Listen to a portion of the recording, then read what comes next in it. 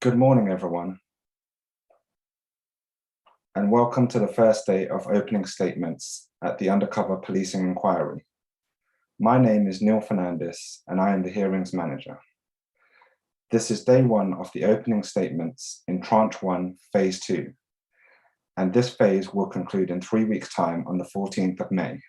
I will now hand over to our Chairman, Sir John Mitting, to formally start proceedings. Chairman. Thank you very much. Mr. Barr, would you make your opening statement, please? Thank you, sir.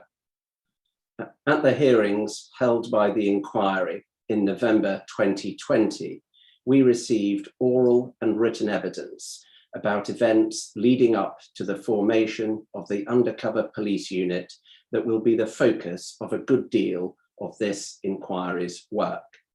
The unit was known by a variety of names during its 40-year history. I shall refer to it throughout as a Special Demonstration Squad, or SDS. The evidence was to the effect that the SDS was set up to gather intelligence about the Vietnam Solidarity Committee, which I shall call the VSC, and in particular, its 1968 autumn offensive. The desire for more intelligence about the VSC appears to have stemmed from concerns, both within the police and within the government, that there would be a repeat of the serious and violent public disorder that had occurred outside the American Embassy in Grosvenor Square at the demonstration organized by the VSC in March 1968. The evidence about the SDS's first months of operation demonstrated that it was focused on those planning demonstrations against the Vietnam War, principally the VSC, but also Maoists who had founded a separate organization, the British Vietnam Solidarity Front, which I shall refer to as the BVSF. Many of the early SDS undercover officers were deployed for only a few weeks or months. They were all Special Branch officers with experience of how Special Branch had hitherto gathered and recorded intelligence. This had included attending activist meetings in plain clothes and giving a false name if asked. As SDS undercover officers, they appear to have reported the same type of information in the same format. The difference was that the information which they reported was obtained by assuming, for an extended period, a false identity and playing the role of an activist. Doing so resulted in their obtaining much more access to private meetings of political activists. It also meant that some undercover police officers began to participate in the social lives of political activists.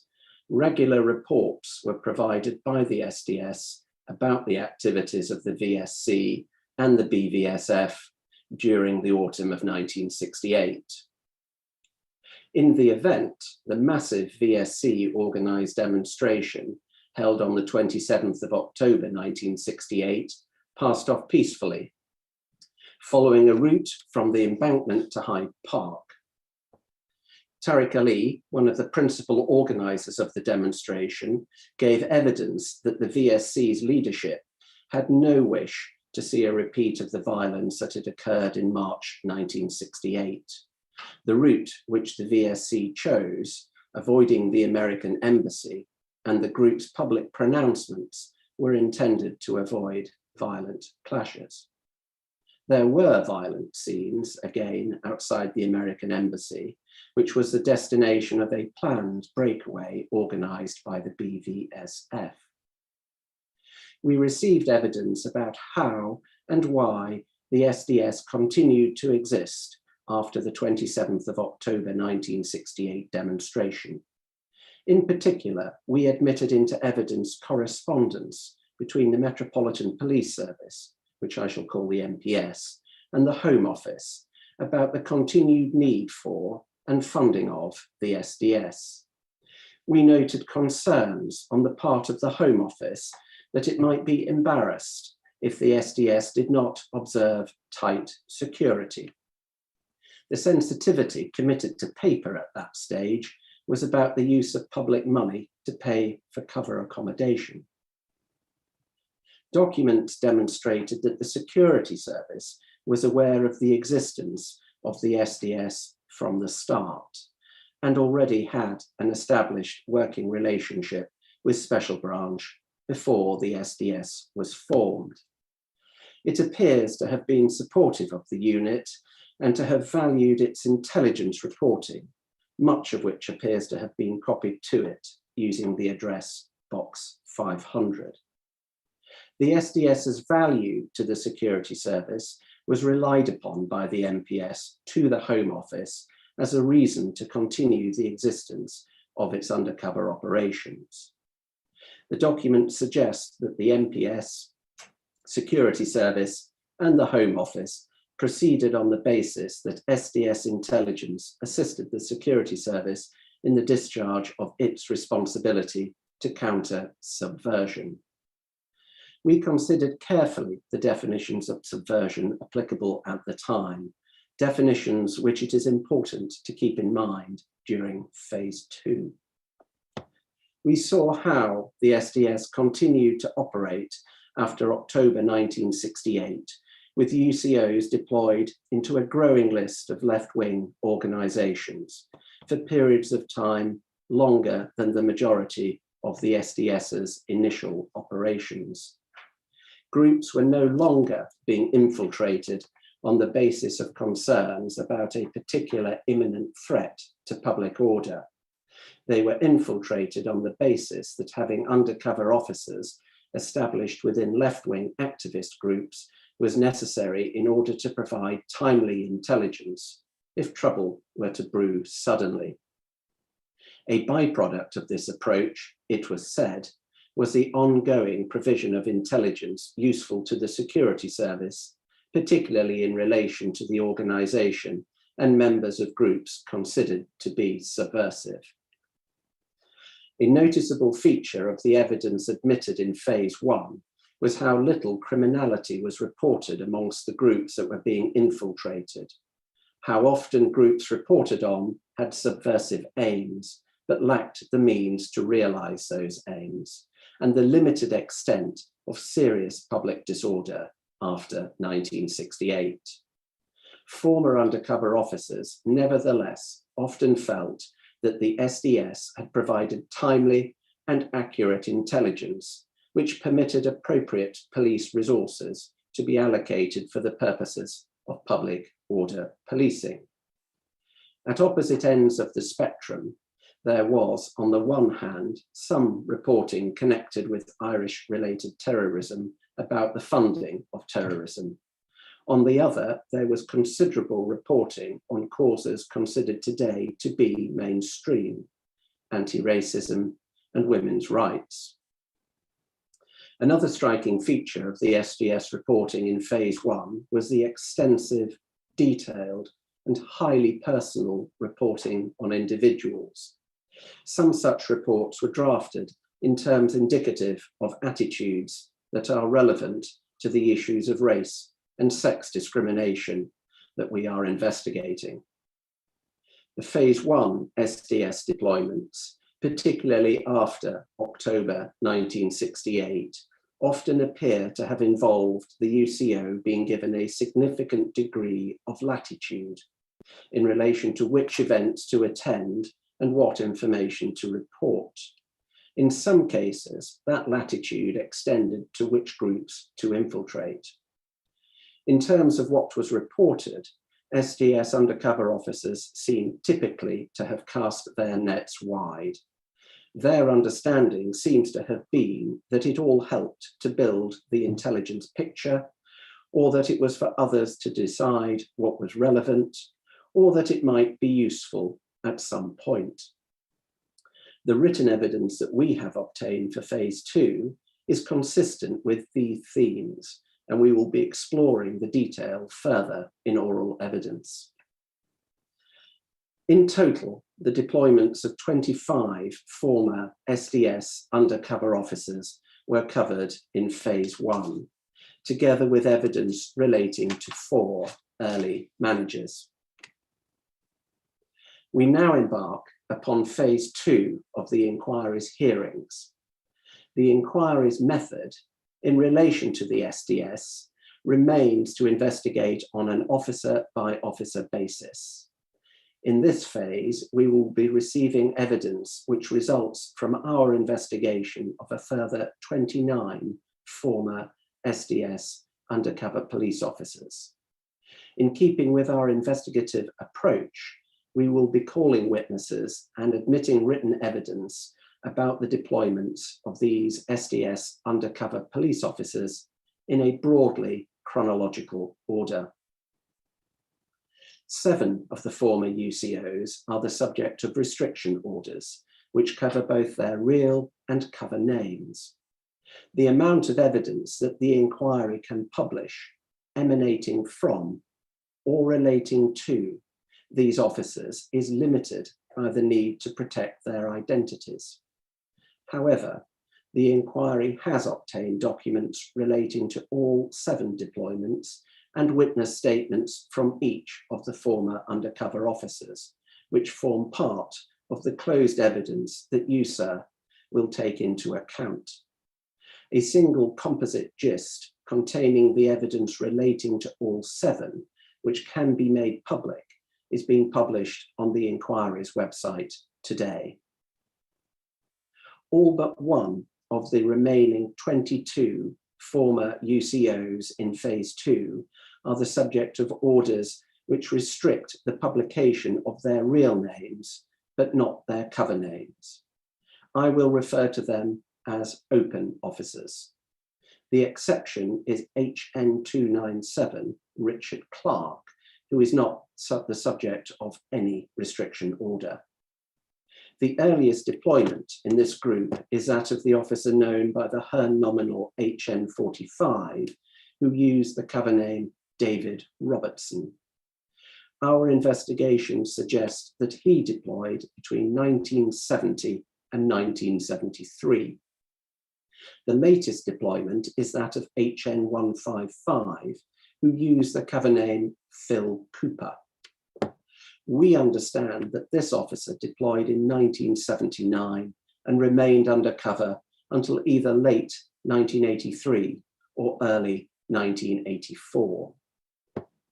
All of the phase 2 officers infiltrated political groups, and all of their principal targets were left-wing organizations. One officer, HN303, who used the cover name Peter Collins, was instructed by his target group, and not the SDS, to infiltrate right-wing groups. He appears to have done so, presumably in order to maintain his cover.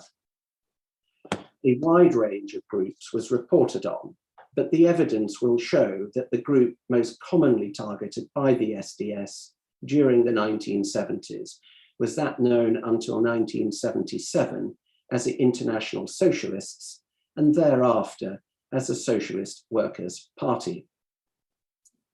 The average length of the phase 2 undercover officers' deployments is markedly longer than that of the very earliest SDS deployments.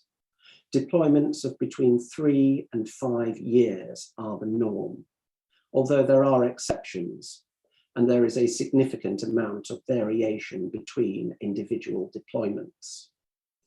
For example, shorter deployment could result if an undercover officer asked to be withdrawn, as the officer who used the cover name Jeff Slater, HN351, states occurred, or if the officer's cover identity was compromised to some degree, as happened in the case of HN297 Richard Clark, the officer who used the cover name Rick Gibson. We are investigating a large number of issues in relation to the SDS, but 3 deserve particular mention at the outset. In phase 2, we will receive the first evidence of sexual contact and sexual relationships occurring between SDS undercover police officers in their undercover identities and women whom they met whilst using those undercover identities. Secondly, we will investigate the first instances in which the SDS instructed its undercover officers to use aspects of the identity of a deceased child upon which to found their undercover identities. Finally, we will hear evidence that will require the chairman to consider whether to refer cases to a panel set up to consider potential miscarriages of justice arising from undercover policing. I will return to all three of these important topics later this morning. Of the 22 open officers in phase 2, 4 are deceased. We are due to hear oral evidence from 8 former undercover officers. 7 more have provided witness statements, but will not be called to give oral evidence for a variety of reasons. In the remaining 3 cases, we have not been able to obtain a witness statement from the officer, but we have recovered documents relating to his deployment. In one of these cases, that of HN 296, who used the cover name Jeff Wallace, the inquiry anticipates being able to obtain a witness statement at some point in the future. The procedure for admitting the evidence of those former UCOs who give oral evidence will be to publish their witness statements and the documents relating to their deployment on the inquiry's website at the start of the session in which the officer will give his evidence. The evidence of the former UCOs who have provided witness statements but who will not be called to give oral evidence will be summarised by junior counsel to the inquiry in a live streamed session. The witness statement and documents relating to the deployment will be uploaded onto the inquiry's website at the same time. The documents relating to the deployments of those former undercover officers from whom there is no witness statement will be published on the inquiry's website at a point appropriate to his place in the chronology. The documents relating to the deployments of those former undercover officers from whom there is no witness statement will be published on the inquiry's website at a point appropriate to his place in the chronology. We are not investigating the security service, but an important aspect of our investigation of the SDS concerns its relationship with the security service. We have been greatly assisted to date by the security service in our search for potentially relevant documents. We have been further assisted by the provision of a corporate witness statement, which provides important contextual evidence. It also explains the security service's perspective on documents which evidence the relationship between it and the SDS during the Tranche 1 era. The witness statement made by a security service witness, whom we are calling Witness Z, together with a significant number of associated documents, will be published on the inquiry's website today. We will have the benefit of more evidence from activists who were reported upon by the SDS in phase 2 than we had in phase 1. 9 witnesses in this category will be giving oral evidence. 3 more have provided witness statements. 2 of these will be read into evidence and the 3rd posted on the inquiry's website. In addition to the former undercover police officers and those who were subject of SDS reporting, the evidence of 6 more witnesses completes the programme for phase 2. The inquiry has been provided with helpful statements from the relatives of 2 of the deceased former undercover officers, HN 300, who used the cover name Jim Pickford, and HN 13, who used the cover name Barry or Desmond Loader. We will be hearing from 2 of the risk assessors appointed by the Metropolitan Police Service because there is a dispute of fact about what was said in their presence by the officer who used the cover name Phil Cooper, HN 155. The dispute concerns whether or not he said that he had engaged in sexual activity with another person in his undercover identity. Finally, we have two witness statements which address the question whether or not HN 298's conviction in his undercover identity was ever recorded in the criminal record of the living person whose name HN 298 used as a cover name. These will be posted on the website when HN 298 gives evidence. The default position for a witness who gives evidence in phase 2 is that he or she will do so remotely over a virtual audio-visual link, which enables the chairman, counsel to the inquiry, other relevant lawyers, and the witness to see and hear one another. The audio-visual feed will usually be streamed live at the inquiry's hearing venue, the Amber Hotel, Marble Arch. In the cases of two witnesses, for specific reasons accepted by the chairman, only the audio feed will be streamed live at the hearing venue. In all cases, people who wish to follow the evidence other than at our hearing venue will be able to do so online. The audio feed of all of the sessions at which witnesses give oral evidence to the inquiry will be streamed online with a 10-minute delay.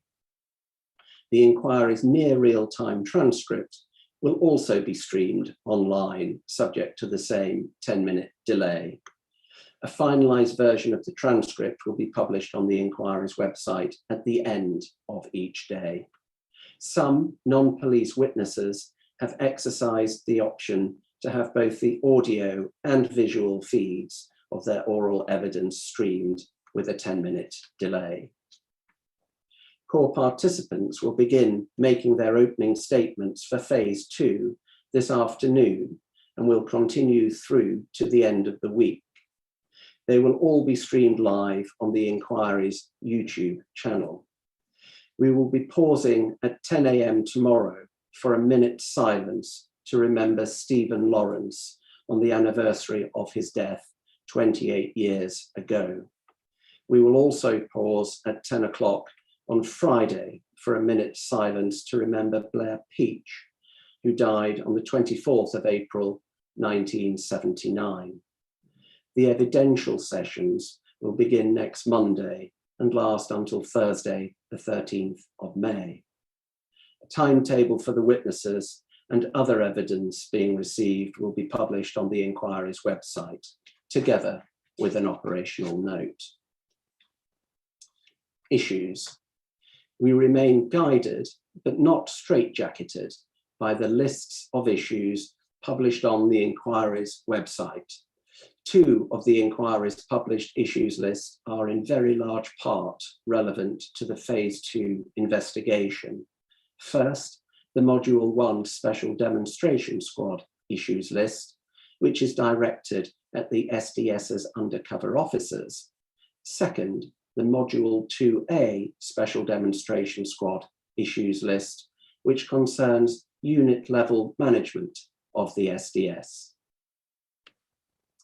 I turn now to say a little about the political and geopolitical context in which the events that we will be hearing about in phase 2 occurred. The long-running Vietnam War came to an end in 1975, and the remainder of that conflict did not provoke any further public disorder in this country on the scale seen in Grosvenor Square in March 1968. However, the Cold War continued throughout the period we are now considering and formed an important part of the context in which events with which the inquiry is concerned occurred. At its core was the rivalry between two systems, communist and capitalist. The latter often referred to as the free world by its supporters and imperialist by its detractors. There was concern within government that foreign powers, especially the Soviet Union, were seeking to foment division and unrest. In fact, one SDS undercover officer, HN 106, who used the cover name Barry Tompkins, did report being approached by the Soviet Foreign Intelligence Service, the KGB. But such contact was an isolated occurrence for the SDS. More relevant for our purposes is the apparent interest in any form of left-wing political activity considered subversive. The evidence heard in phase 1 and that in phase 2 indicates that this interest emanated both from the security service and special branch. Counter-subversion was a part of the security service's remit to defend the realm. A part of special branch's remit was to assist the security service in its counter-subversion work. Relations between the West and the People's Republic of China changed significantly during the period in which the phase 2 UCOs were deployed. At the start of the period, China was Maoist. Relations with the West were poor. Relations gradually improved. President Nixon's visit to China in 1972 was an important step in that process. Diplomatic relations between the United States of America and China were restored at the start of 1979. Mao died in 1976, and China entered a post-Maoist era. Two phase 2 SDS officers, HN 45, David Robertson, and HN 13, Desmond or Barry Loader, specifically infiltrated Maoist groups, the former in 1970 and the latter in 1975. Why these groups were targeted and whether their infiltration was justified remain the subject of investigation. We shall be hearing oral evidence from Diane Langford, a prominent member of Maoist groups at the time whose activities, personal and political, were reported on by a number of undercover officers. The prime ministers during the phase 2 era were Edward Heath, Harold Wilson, James Callaghan, and Margaret Thatcher. The Home Secretaries during the phase 2 era were Reginald Maudling, Robert Carr, Roy Jenkins, Merlin Rees, William Whitelaw, and Leon Britton. The troubles in Northern Ireland, which had flared in 1969, continued throughout the 1970s and into the 1980s. The early to mid-1970s were particularly violent, especially after the killings on Bloody Sunday on the 30th of January 1972. Special Branch retained lead responsibility for countering Irish-related terrorism on the mainland throughout the phase 2 deployments. A consistent theme in the phase 2 evidence is Special Branch's interest in groups campaigning about the situation in Northern Ireland. Two of the deployments that we are considering in phase 2 were targeted specifically at Irish-related groups. HN 347, who used the cover name Alex Sloan, targeted the non-sectarian, but as it described itself, anti-imperialist Irish National Liberation Solidarity Front, the INLSF, in 1971. Both HN 347 and Dr. Norman Temple, who was a member of the INLSF, will be giving oral evidence. HN 344, who used the cover name Ian Cameron, was transferred into the SDS, having secured an entree into the Northern Minorities Defence Force in 1972. The NMDF is recorded as believing that civil war was imminent in Northern Ireland and as seeking to provide military training to volunteers prepared to fight in the anticipated conflict. Many left-wing groups of the era campaigned in support of a united Ireland, among other causes. Very many of the phase 2 UCOs reported on this activity, in the context of their infiltration of the groups concerned. Racism was an important political issue for the left wing throughout the period of the Phase 2 deployments. Reporting on the anti-racist activities of both single-issue groups and left-wing groups generally is very common amongst the documents we have recovered.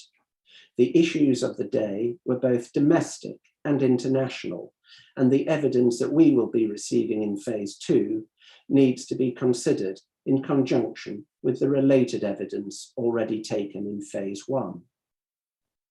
There was considerable protest against the system of apartheid in South Africa that was in place throughout the Phase 1 and 2 eras.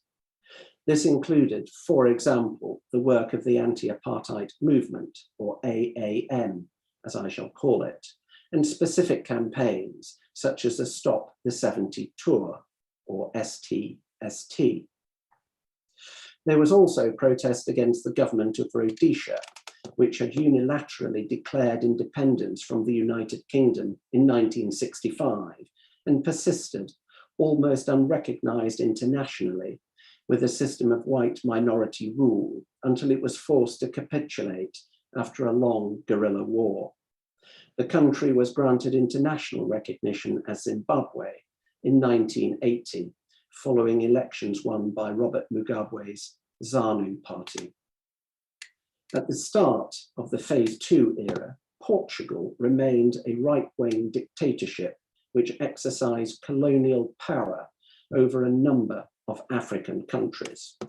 Of specific relevance for our purposes, these included Angola and Mozambique. The dictatorship fell in the 1974 Carnation Revolution, and with it, Portuguese colonial rule. The SDS reported, for example, on the activities in England of the Dambusters Mobilising Committee, a campaign against the Cabora Bassa Dam project in Mozambique. The project was a collaboration between Portugal, South Africa, and Rhodesia. There are other occasional mentions in SDS reporting of events both in Portugal and its southern African colonies. At home, the 1970s witnessed a marked rise in far-right political parties, especially the National Front and the British movement. There was considerable tension between these groups and groups on the left, which resolutely opposed them. These tensions spilled over into violence. Sometimes violence was on a small scale, for example, in relation to the sale of party newspapers. But occasionally, violence occurred on a larger scale, particularly when there were demonstrations and counter-demonstrations. There is a significant amount of SDS reporting about the struggle between the far right and anti-racist, anti-fascist groups. In terms of public order policing, perhaps the biggest single race-related disturbance reported upon in the Phase 2 period by SDS officers was that which occurred when the National Front marched from New Cross to Lewisham on the 13th of August 1977, an occasion known colloquially as the Battle of Lewisham. Amongst other things, we will be examining the role played by the SDS in policing before, during, and after that event. We have obtained 2 news reports about the Battle of Lewisham, which give a flavour of the events that took place. We are grateful to the BBC and Associated Press, respectively, for them. Please could we play Doc 043.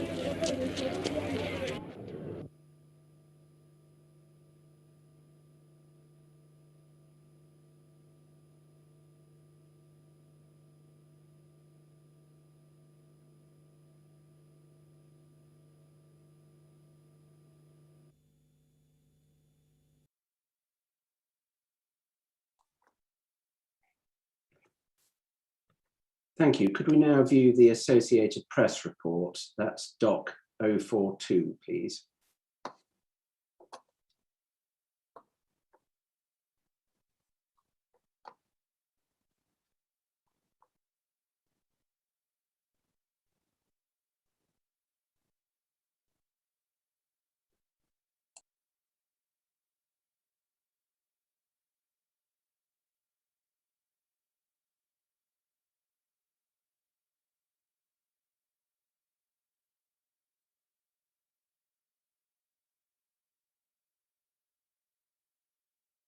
Self-defense! Air! What self-defense? Air! What self-defense? Air! Air! Air!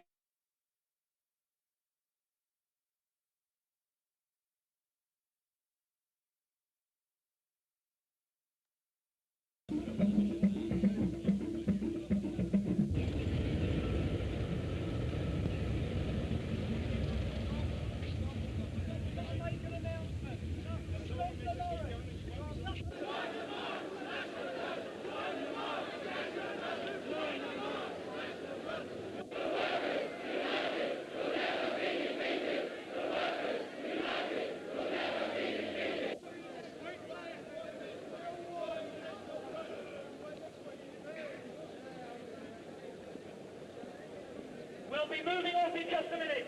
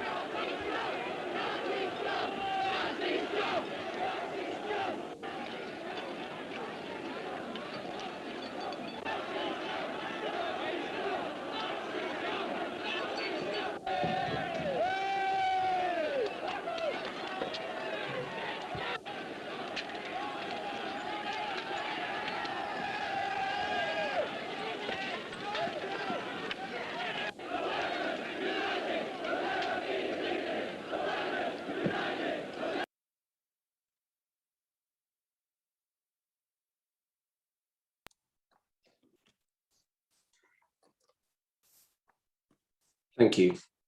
On the 23rd of April, 1979, the National Front held a meeting at Southwold Town Hall in the run-up to the 1979 general election.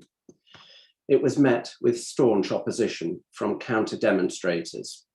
In the course of the public disorder that ensued that evening, Blair Peach, an anti-racist, anti-fascist member of the SWP and Anti-Nazi League, which I shall refer to as the ANL, received a blow to the head that was to prove fatal. The lethal blow was almost certainly struck by a member of the MPS's Special Patrol Group. The aftermath of Blair Peach's death and the justice campaign that was established after his death were reported on by members of the SDS.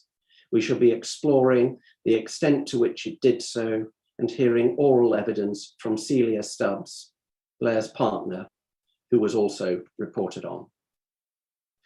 HN 106, who used the cover name Barry Tompkins, infiltrated and reported on the East London Workers Against Racism, or LWAR. The group was connected to the Revolutionary Communist Party. It had, as the name suggests, revolutionary aims. LWAR's members are recorded as visiting victims of racist attacks and organising vigilante patrols in areas with a history of racist attacks. By this route, HN 106 may have come into contact,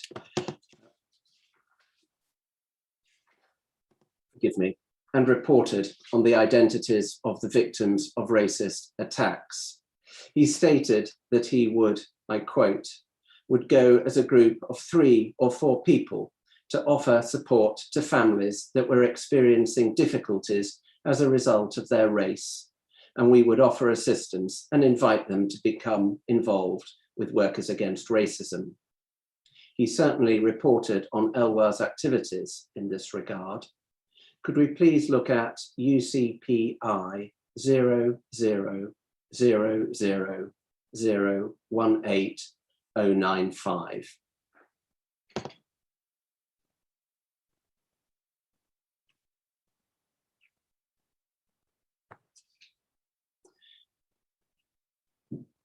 Thank you.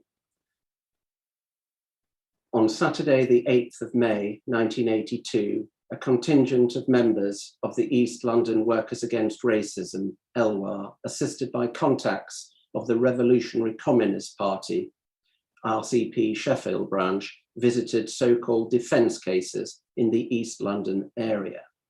The main area of activity was the Priory Court estate in Walthamstow. A total of 17 members and contacts visited a number of blocks on the Priory Court estate with the intention of gaining physical support for the Privacy Redaction U Block, who claimed to have suffered racial harassment from youth on the estate.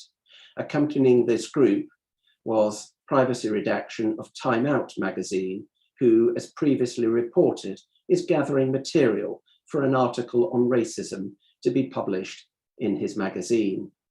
Future plans by Elwar involving this estate, including the issuing of a statement in the name of privacy redaction, appealing for assistance for his family, the holding of a public meeting at the local residence hall, and a leaflet detailing instances of racism on the estate. That document could be taken down, please. Through Elwar, HN 106 also reported on a march in support of the Newham 8 campaign. A public meeting of the Newham 8 Defence Campaign held on the 28th of October 1982 was the subject of another report, although HN 106 has no recollection of it. There appear to be at least some similarities between HN 106 deployment and that of HN 81, who used the cover name David Hagan. In the 1990s, David Hagan reported on the Stephen Lawrence campaign. He did so having infiltrated another group which campaigned against racism, the Movement for Justice.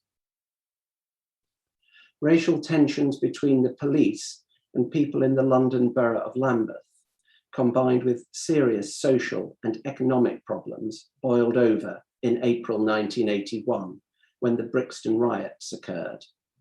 The scale and ferocity of the violence that ensued was considerable. The documents that we will be putting into evidence do not suggest that there was significant SDS intelligence either before or during the riots, but there is some evidence of reporting in their aftermath. For example, HN 356, cover name Bill Biggs, had been infiltrating the Socialist Workers' Party, or SWP, in southeast London, particularly in Greenwich and Plumstead, for some time before the riots. However, he appeared in Brixton in the months following the riots, apparently in connection with a newly formed branch of the SWP. Many of the civilian witnesses in phase 2 were very active anti-racists. Both Lord Peter Hayne and Christabel Gurney, OBE, held particularly prominent leadership roles. All have evidence to give relevant to the infiltration of anti-racist groups. Campaigning for sexual equality continued throughout the phase 2 era. Many of the groups infiltrated by the SDS supported this cause. Towards the end of the phase 1 hearings, we heard evidence from HN 348, whose cover name was Sandra. She infiltrated the Women's Liberation Front, reporting on members of that group, including Diane Langford. Our oral evidence in phase 2 will begin with hearing from Diane Langford. Towards the end of our oral hearings, we will also hear from Madeline, whose activism within the Women's Voice subgroup of the SWP was reported on by HN 354 Vince Miller in the late 1970s. The 1970s, particularly after the oil crisis of 1973, and the early 1980s, were a period of economic malaise and industrial unrest. There was high inflation and mass unemployment. A number of the groups infiltrated by the SDS involved themselves in the industrial unrest and championed associated causes. For example, the support of both the Workers' Revolutionary Party and the International Socialists for Shrewsbury 2 and Shrewsbury 24 campaigns was reported on by SDS officers. There were also protests against unemployment, such as right-to-work marches, which the phase 2 evidence indicates were infiltrated by SDS officers. We will be exploring why such reporting was made and whether it was justified. Trade union and strike action organised by them were prominent in the 1970s and early 1980s. References to trade unions and trade union membership is common amongst the phase 2 documents that appears to arise in the context of SDS deployments into left-wing political groups. and not as a result of any specific targeting of trade unions. It includes some references to core participant unions, UCAT and the NUM. One officer, HN 299342, cover name David Hughes, has stated that he joined a trade union, the Transport and General Workers Union, which I shall refer to as the TGWU. However, we have found no evidence that trade unions were the specific target of an SDS deployment. There will be some evidence to the effect that the groups infiltrated by the SDS were themselves seeking to infiltrate and influence the direction of trade unions. We will be examining why trade unions and trade union membership featured in SDS reporting. One particularly protracted industrial dispute of the time is mentioned repeatedly in SDS reporting and involved significant public disorder. That at the Grunick Film Processing Laboratories. The dispute about union recognition involved a 2-year strike. We are grateful to the Associated Press for the following contemporary report. Please could we display Doc 041.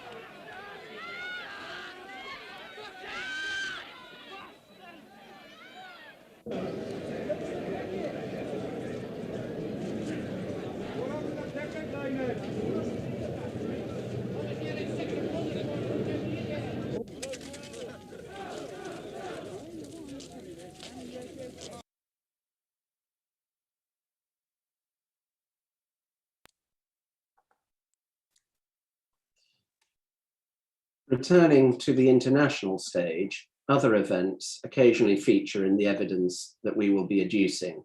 For example, the death of Franco in 1975, which led to the end of fascist dictatorship in Spain and a transition to democracy. The Arab-Israeli conflict, which persisted throughout the Phase 2 period, and the coming into power in Cambodia of Pol Pot's Khmer Rouge.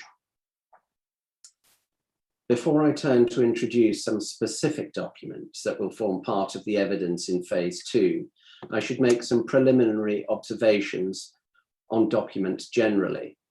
Shortly before the start of the Tranche 1 Phase 1 hearings, we posted a disclosure note on the inquiry's website, setting out for the whole of Tranche 1 how the documents in the hearing bundle had been obtained, selected, and redacted. On the 25th of March, we published an addendum. Amongst other things, the addendum set out how we have obtained material from the security service and outlined the contents of the Phase 2 hearing bundle. The vast majority of the documents that we will be putting into evidence in Phase 2 have come either from the Metropolitan Police Service or the security service. In many instances, copy quality is a serious problem. I'm afraid that some of the documents that we will be working with are very difficult to read. In some places, text is illegible. It has sometimes been necessary to put into the hearing bundle documents which postdate the Phase 2 era. For example, so that they can be put to witnesses who we are calling in Phase 2 and avoid having to recall them at a later date. Save for one exceptional case, such documents have been redacted to the state in which they will be used not just in Phase 2, but also later in the inquiry. It is important that people bear in mind that some of the persons mentioned in these documents will not have their say about them until much later in the inquiry. The truth or fairness of their contents may be disputed. Future witnesses may have important context to add. The inquiry will be considering these documents at this stage on that basis. Annual reports. We are today uploading to the inquiry's website the SDS's annual reports for the years 1975 to 1984 inclusive and associated correspondence. Earlier annual reports were admitted into evidence in Phase 1 and are already on the website. The pattern in the period 1975 to 1984 is similar to that of previous years. A report was produced by the SDS itself and signed either by the Chief Inspector or by one of the unit's detective inspectors. It was passed up the chain of command and clearly informs the contents of a letter from a senior officer in the Metropolitan Police to the Home Office, advocating the continuing need for the unit and seeking continued funding for the SDS for another year. Approval was then forthcoming in a written response. The annual reports contain a great deal of information about the SDS. We will be examining their accuracy and significance in oral evidence. In this phase and in Phase 3, when we will be hearing from former SDS managers. The later reports overlap with both deployments of UCOs and the tenure of managers who will be considered in Tranche 2. I consciously leave until then consideration of such material. For example, the references to the campaign for nuclear disarmament and the animal rights movement. The records record information about the size of the SDS. Between 1975 and 1984, the overall size of the unit fluctuates between 15 and 18 persons. The number of undercover officers fluctuates between 9 and 12. Most usually it is 12. Staffing of the back office is usually 5 or 6, although in 1977 it fell to 4. A common feature of the annual reports is a statement about the purpose of the unit. They differentiate between what is stated to be the primary role of the SDS, which relates to the policing of public order, and a secondary aim relating to subversion. For example, paragraph 2 of the 1975 report states, I quote, "Since 1968, the SDS has concentrated on gathering intelligence about the activities of those extremists whose political views are to the left of the Communist Party of Great Britain, generally described as the ultra-left, and the anarchist and libertarian movements. The primary aim has been to give warning of impending demonstrations and to obtain information not available from any other source regarding the number of persons taking part and the degree of planned or likely public disorder. This information enables a department to assess the required police coverage to ensure adequate control. In pursuance of this aim, valuable information is also obtained regarding subversive organisations, which is passed to other special branch squads and to the security service. One explanation given from time to time in the documents to justify the SDS's role is an assertion that some left-wing groups did not cooperate with police when organising demonstrations. For example, paragraph 7 of the 1975 report states, "Such schisms amongst left-wing groups and smaller groupings are of course to the advantages of the police, whose manpower would be severely stretched should the ultra-left sink their differences and unite for joint demonstrations. This advantage, however, is to some extent outweighed by the need for greater SDS coverage of the smaller groups who, unlike the larger, more established organisations, rarely inform police of their intention to demonstrate, and lacking a committee structure or headquarters cannot be contacted in the normal way. Such information which is obtained by the SDS is passed with the necessary safeguards by Commander Operations to Commander A Department." The Assistant Commissioner Crimes covering letter to the Home Office in 1977 developed the point, I quote, "Non-cooperation with the police is a current feature of ultra-left revolutionary philosophy, and the primary and almost unique value of the Special Demonstration Squad lies in its ability not only to provide warning of forthcoming events, but also to forecast the size of the support and the degree of threat to public order. This intelligence is of immense value to our uniformed colleagues who are able to assess the strength of police coverage required, as well as to deploy that strength operationally in the most suitable way, that is to say, both overt and in reserve. Needless to say, this brings a side benefit in ensuring the most economic use of manpower. The fact that many of the individuals and organisations of concern to the squad fall into the subversive category produces a byproduct of information which is of direct interest to the security service and which is acknowledged by them as being of considerable assistance. Another reason given within the annual reports to continue SDS operations is the risk of sudden future public disorder, even during times when public disorder was on the wane. In other words, infiltrate just in case.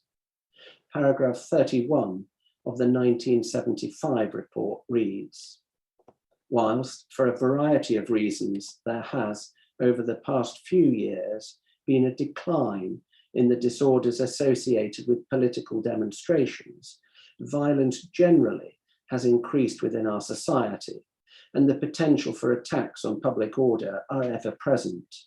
The situation could change rapidly, and it is the responsibility of the SDS to watch such trends carefully and be strategically placed to take efficient action." In the same vein, paragraph 18 of the 1979 annual report succinctly states, "A constant supply of intelligence about the intentions of the extremists remains an essential ingredient of police preparations in preventing disorder and is the primary object of the Special Demonstration Squad." A third reason is the argument that maintaining public order is important, sensitive, and only the SDS could obtain the intelligence that it did. It is articulated at paragraph 33 of the 1975 report. I quote, "The Commissioner has stated that the maintenance of order during political demonstrations has always been the most sensitive problem of the Metropolitan Police. The SDS was formed in 1968 to assist in providing a solution to this very problem, and the officers currently serving, closely supervised, and constantly aware of the need for security will continue to provide valuable intelligence on public order, which only they can obtain. The annual reports always give an indication of the groups that the SDS has targeted. A list of those groups, divided by report, is set out in Appendix 1 to the written version of this opening statement. With the exception of a little reporting on the far right, which resulted from HN 303 being tasked to do so by the Workers' Revolutionary Party, all of the groups are either left-wing or tended to draw support mainly from the left. A large number of different groups were infiltrated, falling into the following categories: Trotskyist, Maoist or Marxist-Leninist, Irish-related, anarchist, alternative society, anti-racist and anti-fascist, revolutionary socialist, and latterly, anti-nuclear. Animal liberation groups also appear as a category in their own right on the lists towards the end of the period. There are sometimes other groups, such as the National Abortion Campaign and, in 1984, therefore Tranche 2, minors support groups. HN 303's infiltration of the far right is summarised in the 1975 annual report, which reads, "For the first time, an officer has penetrated the National Front at the instigation of a leading member of the Workers' Revolutionary Party, with whom he is particularly friendly and is obliged to lead a treble life. By attending National Front meetings in the East End of London, he has discovered a small group of hardline fascists dissatisfied with the National Front leadership, calling themselves the Legion of St. George, whose intent is to move even further to the right. Although few in number, such a group could well pose future public order problems." The apparent explanation as to why the SDS did not infiltrate the far right until later in its history, with the exception of HN 303's unexpected diversion into the right at the behest of the WRP, can be found in the 1976 annual report. Special Branch already had excellent sources in the far right. The SDS, however, made it clear to its superiors that it stood ready to infiltrate the far right if it were to become necessary. Paragraph 9 of the 1976 report reads, "For some months in 1975, an officer from the squad penetrated the National Front at the behest of his parent Trotskyist organization. The information gained added nothing of real value to that obtainable from already excellent Special Branch sources, and since the officer's withdrawal early in 1976, it has not been considered necessary to replace him. If the Metropolitan Police is to keep the peace between the extremes of the political spectrum, it is clearly essential that accurate information be readily available from both ends. Should existing sources on the far right show any sign of weakening, the SDS will give immediate consideration to renewed coverage there." The justification given for infiltrating anarchist groups is a concern that they will spawn further serious violent offending of the type committed by the Angry Brigade in the early 1970s. In this vein, paragraph 6 of the 1976 annual report states, "Little has changed on the anarchist front in the last year. Those professing the creed are a continuing nuisance on demonstrations, and from the circles within which they move come rumours of the formation of Angry Brigade type cells bent upon violence. Several individuals known to hold such views have appeared in political campaigns recently, and SDS coverage of anarchist groups continues in the hope that advance warning may be obtained of any intention to carry political protest into the realms of violence." References to SDS intelligence leading to arrests are uncommon generally in our work, but one such reference appears in connection with the anarchist scene at paragraph 2.3c of the 1978 annual report, which reads, "During the past year, SDS coverage of the anarchist scene has been continued. In June, 2 people known by 4 names only and wanted by police for conspiracy to cause explosions were identified, and although their appearance had been changed radically, located, and as a result of the information provided, they were arrested." The 1982 report contains evidence of a raid on the Freedom Collective of anarchists based on SDS intelligence, but which did not result in arrests.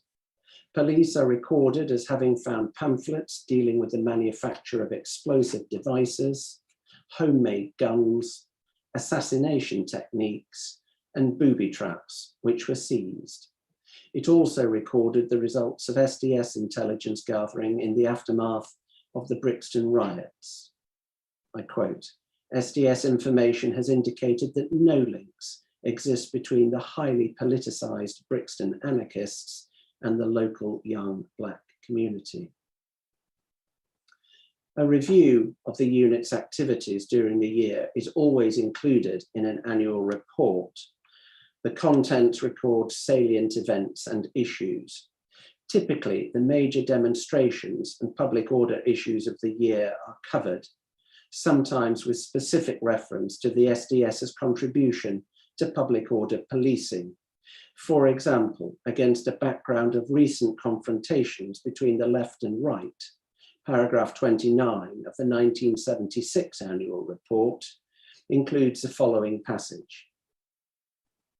Similar confrontations were planned in Blackburn and Walsall on the 11th and 25th of September, respectively.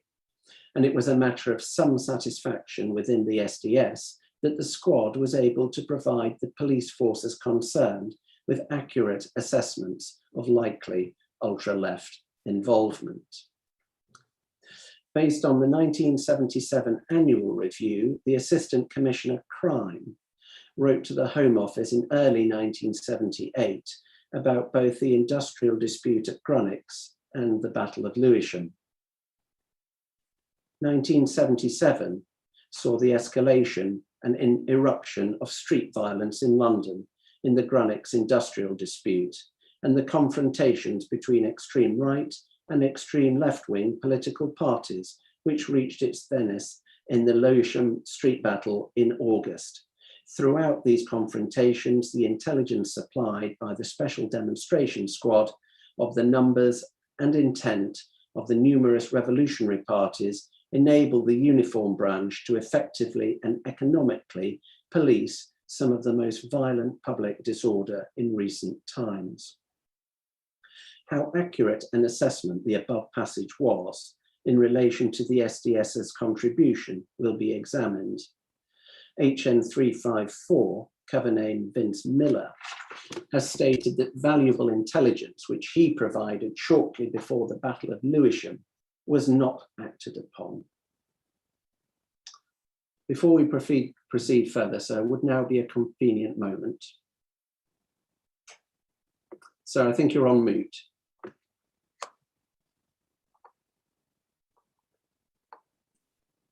Thank you. That's the first and only time today. It won't be the last, I suspect. We will now adjourn for a quarter of an hour when you will resume your opening. Thank you.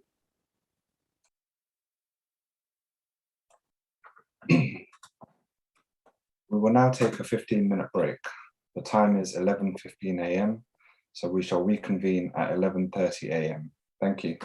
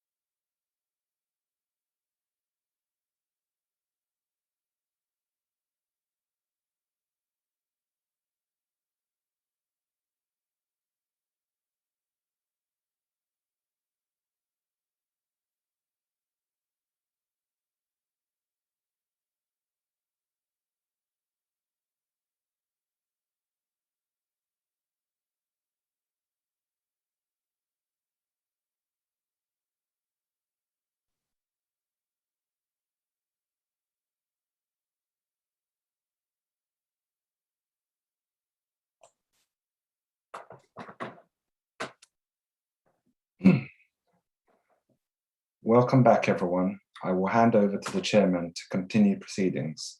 Chairman. Thank you. Mr. Barr. Thank you, sir. An example of the SDS providing public order intelligence to a regional police force is given in the 1982 annual report at paragraph 27. It relates to the picket organised by the SWP outside the Conservative Party's autumn conference held in Brighton. Sussex Police are stated, I quote, to have placed on record their appreciation of the assistance rendered by the SDS in connection with the event. The Assistant Commissioner, G.J. Kelland, asserted to R.J. Andrew, the Deputy Under-Secretary of State at the Home Office, by letter dated the 7th of March 1980, that the SDS had been invaluable to the policing of extremist activity during the 1979 election campaign. The terms in which he did so make clear that the SDS had provided intelligence relating to events following the death of Blair Peach. The Friends of Blair Peach Committee is not mentioned by name. The description used is, and I quote, the subsequent campaign against police. Paragraph 3 of the letter reads as follows. The focal point of much of the extremist activity in 1979 was a general election held in May, with the extreme left contriving to take advantage of the National Front's election campaign to provoke hostile confrontation whenever possible. The culmination of the virulent anti-fascist demonstrations was the death of the anti-Nazi League supporter Blair Peach and the subsequent campaign against the police. During this period, the Special Demonstration Squad was able to provide useful information, which was invaluable, enabling uniformed officers to be effectively deployed. There can be little doubt that tensions between left and right were running high during the 1979 general election campaign, and with it the need for intelligence to inform public order policing.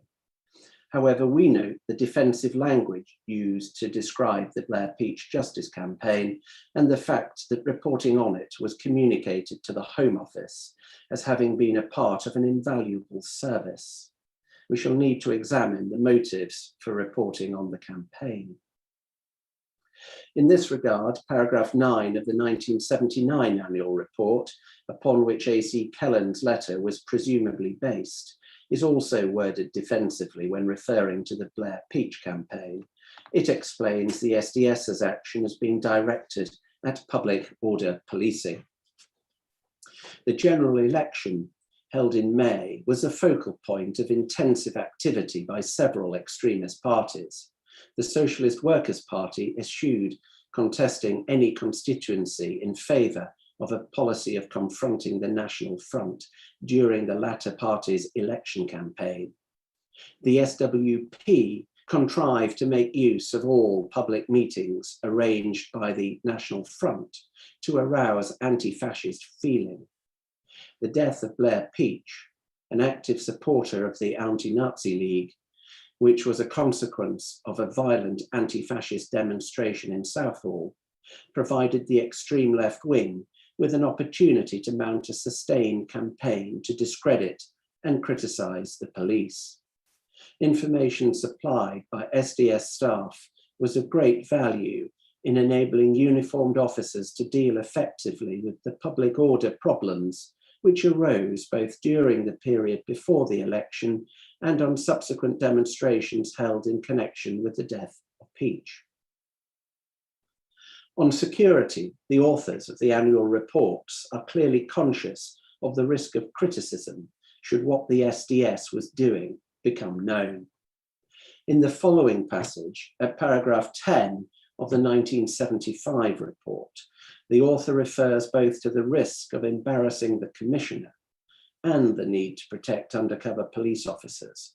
It reads, over the past 8 years since the inception of the SDS, security has been of paramount importance. not only to prevent embarrassment to the Commissioner should any leakage of our activities occur, but also to protect the field officers themselves. This is achieved primarily through supervision, and it is probably true that no other unit of police officers is so regularly or strongly supervised.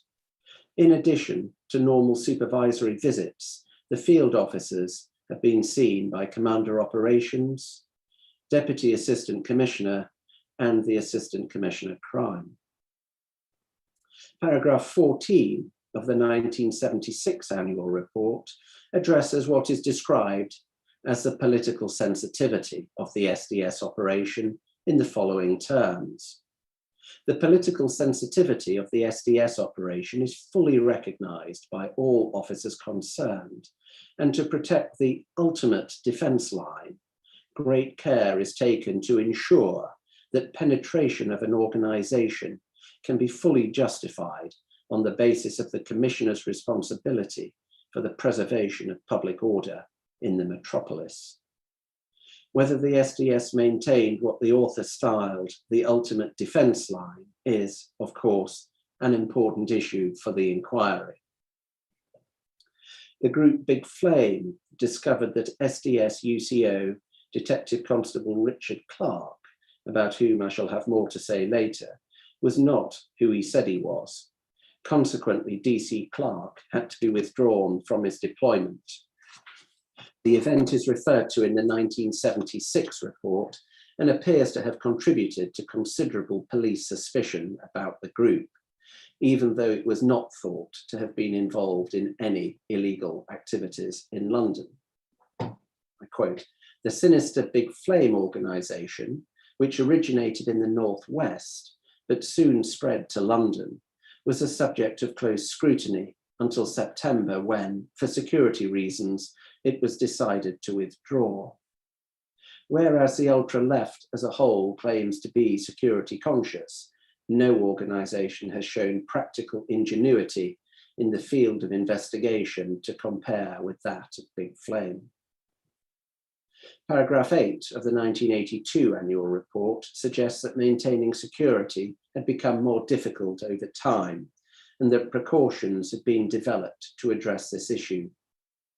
I quote, "The difficulties in maintaining a high degree of security have increased in direct proportion to the length of time the squad has been in existence, now 14 years.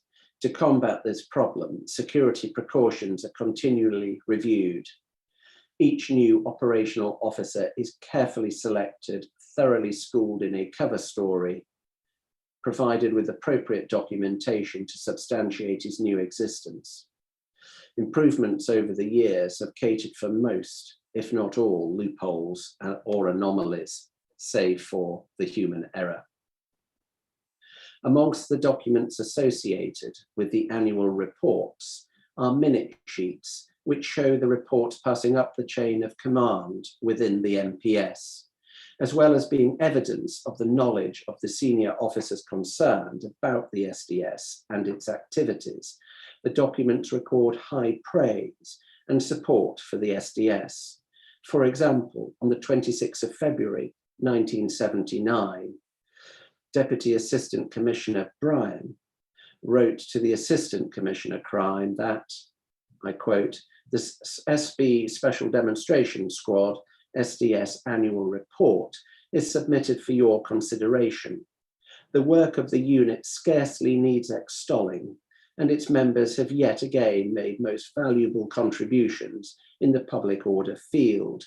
Election year will no doubt increase the demands upon them, but I have every confidence in their ability to respond." Amongst the documents which we have grouped with the 1983 annual report in the hearing bundle is what appears to be an illuminating programme and briefing pack prepared for a visit to the SDS by Sir Kenneth Newman, then Commissioner of the Metropolitan Police. It is clear from the programme that the plan was for the Commissioner to spend 2 hours with the unit over a buffet lunch at what is described as an in-field location. Could we have a look, please, at MPS UCPI-0730-903. And once that's up, can we go to page 30, please?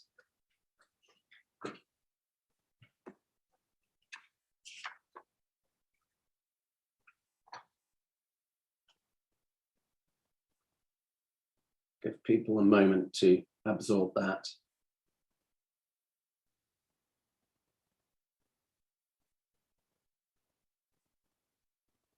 Thank you. Could you take it down, please?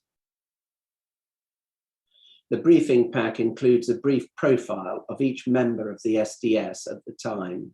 Detective Sergeant Roger Pierce's has not had to be redacted, so we can look at that one.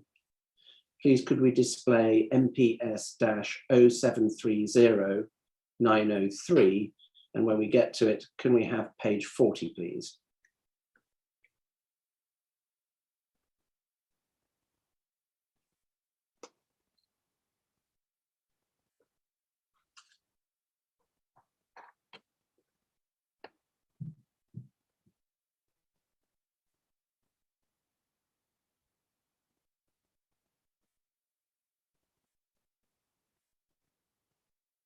Thank you. Could that be taken down? The profiles include the officer's target. In Detective Sergeant Pierce's case, it was the anarchist field. These documents add to the evidence that the most senior officers within the SDS were aware not only of the unit's existence, but to some extent, the details of what it was doing. The Phase 2 documents also indicate that the Home Office was receiving at least a little more information about what the SDS was doing than is recorded in the relatively brief annual letters seeking the continued authorization and funding of the unit's existence. The 1984 letter from the Home Office authorizing the continued existence of the SDS concluded with a request to know more about the current focus of the squad's work and how it was being carried out. I quote, "Without in any way making that authority provisional, I think it would be helpful for us in due course to know more about which groups and activities are the current focus of the squad's work and how that is carried out, both on resource grounds and in view of the sensitivity of such undercover work.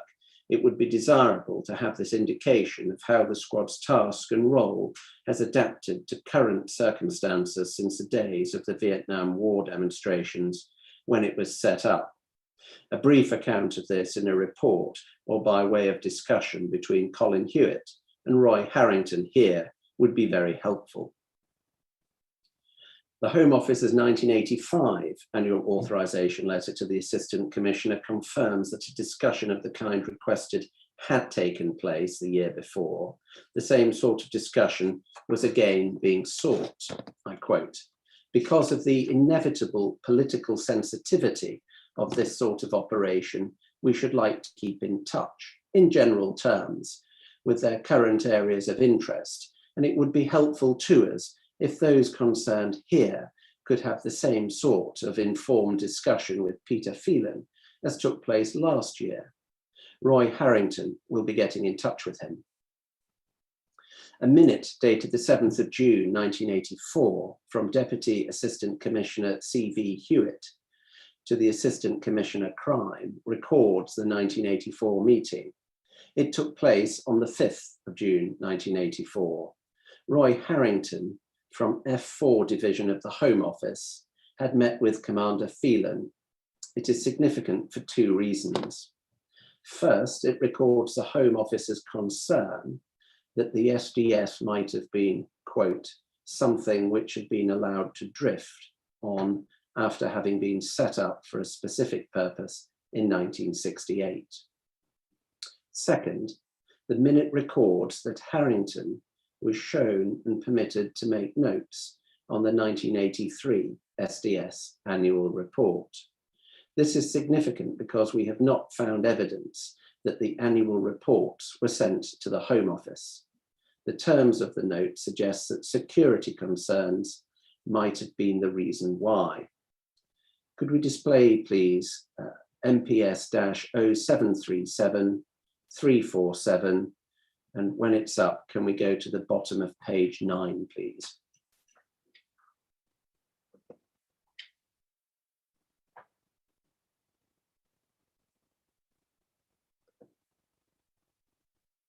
I'll just read that out. Roy Harrington, F4 Division Home Office, came to this office on the 5th of June 1984 and discussed the Special Demonstration Squad with Commander Phelan. Harrington told Phelan that inquiries by Sir Brian Cubbon had instigated Partridge's letter. Sir Brian was concerned to know that the SDS could, if we could move to the next page, thank you, be defended as a current response to current problems and was not just something which had been allowed to drift on after having been set up for a specific purpose in 1968. Phelan showed Harrington the annual report of the SDS for 1983 and underlined the very sensitive nature of its content. Harrington was allowed to make some notes and he expressed the view that he had enough material to allay Sir Brian Cubbon's fears and to answer more than adequately the points raised in Partridge's letter. He proposed to do this by way of an internal Home Office note, the terms of which he discussed with Phelan in sufficient detail to ensure that nothing in it could jeopardize the security of our operations. In future, I think we should include in the annual letter for renewal some comment on the targeting of the squad and the results being achieved. If you agree, I will ensure that the draft letters are prepared accordingly. If you could take that down now, please.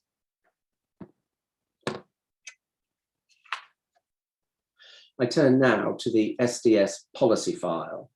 19 further documents from that file are being uploaded onto our website today to supplement those from the Phase 1 era published in November last year. The new documents are dated between the 17th of April 1974 and the 13th of November 1981.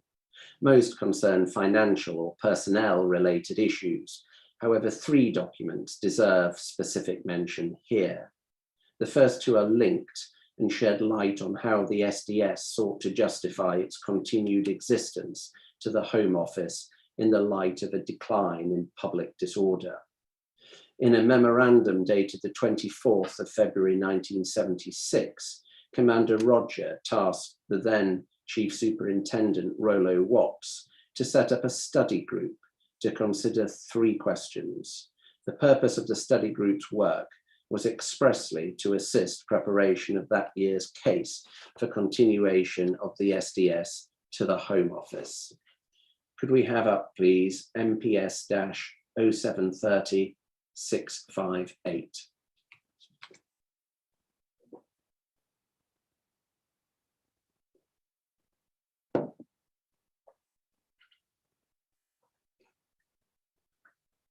Thank you. I'm just going to read the first 4 paragraphs. Another year has passed and we are required to submit a case within the next few weeks to Home Office for the continuation of the Special Demonstration Squad, SDS, for a further period of 12 months. As you are aware, this squad has been in existence since the summer of 1968, and it is considered timely at this juncture for a complete review of the squad to be undertaken, its activities and objectives. The SDS was set up initially to produce intelligence by way of penetration by undercover special branch officers at a time when ultra-extremist left-wing activity on the streets of London was at a peak. Confrontation with police with the planned objective of creating scenes of violence and public disorder by diverse Trotskyist, Maoist, anarchist, etc. were exceedingly regular features. Over the past 7 years, however, this form of political activity by minority extremist groups has dwindled considerably, and with the exception of the Red Lion Square conflict in 1974, and possibly 1 or 2 other incidents of deliberate confrontation, upsurges of violence in the streets have become less and less frequent. Over the past to assist, therefore, in preparing the case for submission to Mr. Robert Armstrong, the Deputy Permanent Assistant Secretary of State, I wish you to set up a small study group under your chairmanship, comprising Chief Superintendent R. Wilson, Chief Superintendent HN 332, Chief Inspector Neal, and Inspector Craft. Your terms of reference are as follows. A, Is there a continuing need for the SDS as constituted at present? B, does the public order problem demand the coverage of the range of extremist subversive organisations currently affected? C, what proportion of the overall intelligence gathered is of primary benefit towards assisting uniformed police to control public meetings and demonstrations, and that which is of interest mainly to the security service? Could that be taken down, please? The members of the study group were well versed in the work of the SDS, 3 of them especially so. HN 332 had been the Chief Inspector of the unit. Neil was the then current Chief Inspector and Craft his deputy, soon to succeed him. The group's unanimous findings are set out in a memorandum dated the 15th of March, 1976. Could we have up, please, MPS-0730 745?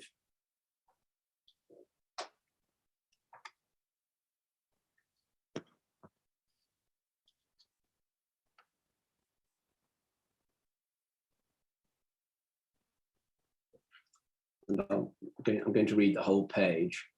In order to review the current situation regarding the Special Demonstration Squad, I set up a working party as directed by you, comprising Chief Superintendents R. Wilson and HN 332, together with Chief Inspector Neil and Detective Inspector Craft under my chairmanship. I should, at the outset, say that during our deliberations, I found complete agreement amongst all members on the issues we discussed. These can best be summarised as follows. 1. Certainly, the degree of violence associated with public demonstrations has declined since the formation of the squad in 1968. However, if anything, the popularity of street demonstrations has increased, so that public issues like abortion, trespass, unemployment, civil liberties, etc., have brought very large numbers onto the streets with the ever-present potential for public disorder. 2. With respect to the degree of coverage considered necessary by the SDS, 2 aspects are of primary importance. Firstly, the degree of involvement and manipulation exercised by the ultra-left in all protest organisations, particularly in ad hoc committees formed to arrange major demonstrations. Secondly, the number of splinter groups continually being formed, invariably consisting of militant elements. The latter do not recognise the need to liaise with police regarding proposed demonstrations and pickets, many of which, if we could move down now, please,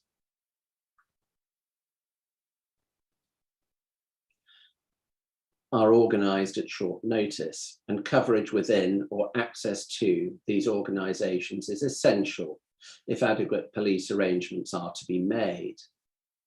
Nevertheless, with the reduction in political public disorders, the strength of the SDS has gradually been reduced from the original 26 operational officers to the current 12 officers engaged in the field. It is agreed that this is the minimum coverage necessary to prove effective and might have to be increased if the situation deteriorated.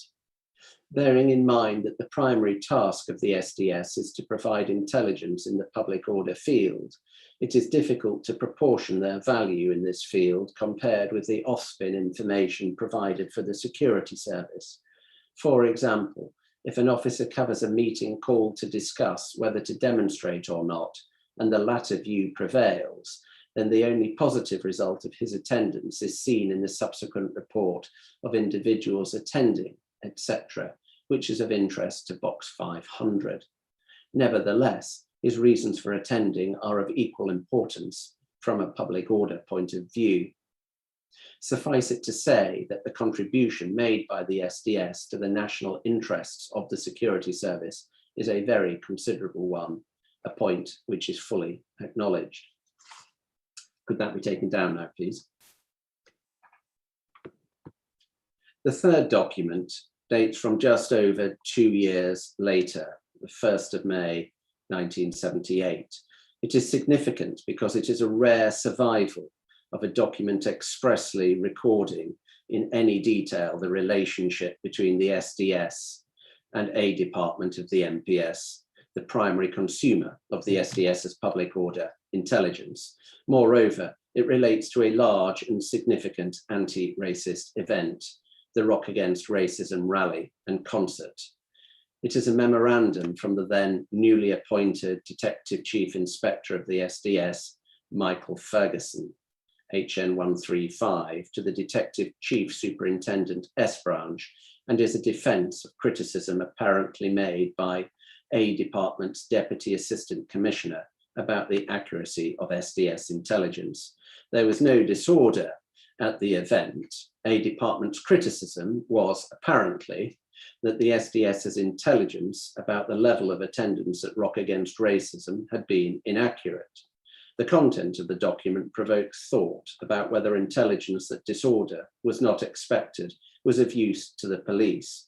If so, could it have been obtained by other means? If the memorandum is accurate, the SDS had reported both that no disorder was planned or envisaged at the ANL event, and that those attending it did not intend to oppose a National Front march planned for the following day. That intelligence is stated to have come from, and I quote, constant contact with our sources. Home Office documents. 5 further documents obtained from the Home Office are being uploaded onto the website today. The first is a latecomer from the Phase 1 era, recording an informal review conducted on the 13th of November, 1967, at the instance of the then Home Secretary, Roy Jenkins, to consider whether there was any duplication in the work of the Security Service and of Special Branch of the Metropolitan Police. It is principally of interest because paragraph 3 explains the respective interests of the two organisations in relation to subversive activities. It may assist in understanding why information was reported and stored. Implicit in the passage is a view that a subversive threat could be long-term, which may explain why the SDS reported on the membership of some organisations over the course of many years. Whether they were justified in so doing is one of the issues which the inquiry must consider. The relevant passage reads, I quote, both bodies were often interested in the same target, but the Security Service sought to assess the long-term as well as the short-term threat, and were therefore particularly interested in the policy and membership of subversive organisations. The immediate police interest was in discovering what action, such as a demonstration, was being planned. The interests of the two bodies led them to complement rather than duplicate one another's activities. The second document is a Home Office circular, number 97 of 1969, entitled Informants Who Take Part in Crime. It featured in the Phase 1 bundle and is repeated here, not least because of its relevance to the question of whether miscarriages of justice may have occurred as a result of the activities of one or more Phase 2 SDS undercover police officers. I shall return to that topic later. The third document is dated the 29th of May, 1974, and is a letter from the then Director General of the Security Service to Chief Constables in England and Wales, including the Commissioner of Police of the Metropolis. Following concerns raised in Parliament, it sought to remind Chief Constables of the guidance given in the terms of reference for a special branch issued on the authority of the Association of Chief Police Officers in June 1970. We considered those terms of reference in Phase 1. In particular, the letter emphasised the distinction between subversion and militancy, the former being of interest to the Security Service, the latter off limits. Could we have a look, please, at UCPI 0000004545.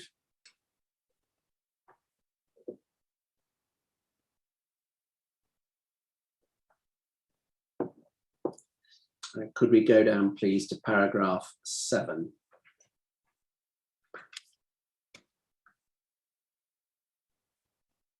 Thank you. In this connection, it may be helpful to remind you of the distinction we draw between subversion and militancy in industrial disputes in the following definitions. Subversion is defined as activities threatening the safety or well-being of the state and intended to undermine or overthrow parliamentary democracy by political, industrial, or violent means. Industrial militancy is defined as readiness to use or threaten the use of strikes, sit-ins, or other forms of aggressive action in the furtherance of industrial disputes, and an unwillingness to seek or accept compromise solutions through negotiations, conciliation, or arbitration. While we have this document up, could we scroll down to paragraph 8, please? Forgive me, the definition continued over the page, I must continue. Militancy in pursuit of trade union disputes with employers is not subversive unless the motivation and purpose of the militants is primarily political and threatens the parliamentary democratic system. Opposition to industrial policies of the government of the day is not in itself subversive. I wanted also to mention, while we have this document up, paragraph 8, which is relevant to blacklisting. It is standing security service policy not to pass to non-official agencies, commercial firms, or employers, organizations, or any information deriving from their investigation into subversive activities in industry. It is equally important that police forces should not give to their contacts in trade unions, firms, or employers' organizations information deriving from official sources about subversive organizations or individuals. Could we take that down now, please? The final two documents are both dated December 1984 and so fall shortly after the deployment of the last officer whose evidence we will be considering in phase 2. The first is entitled Home Office Guidelines on the Work of a Special Branch. Much of the content is in line with similar older documents that we have published. Of note is the fact that it contains the first substantial guidance that we have obtained on the subject of data protection. We assume that it was the result of the enactment of the first Data Protection Act in 1984. We assume that it was, we will be considering in due course in Tranche 2 whether this new legal regime made any difference in practice to what was recorded by the SDS and retained. For the moment, we note that the document permits a comparison between practice prior to 1984 and that which from then on ought to have been complied with. Could we have a look, please, at UCPI 0000004538?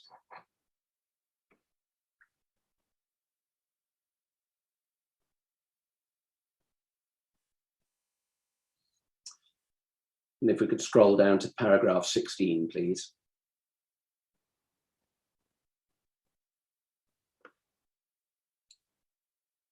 Thank you.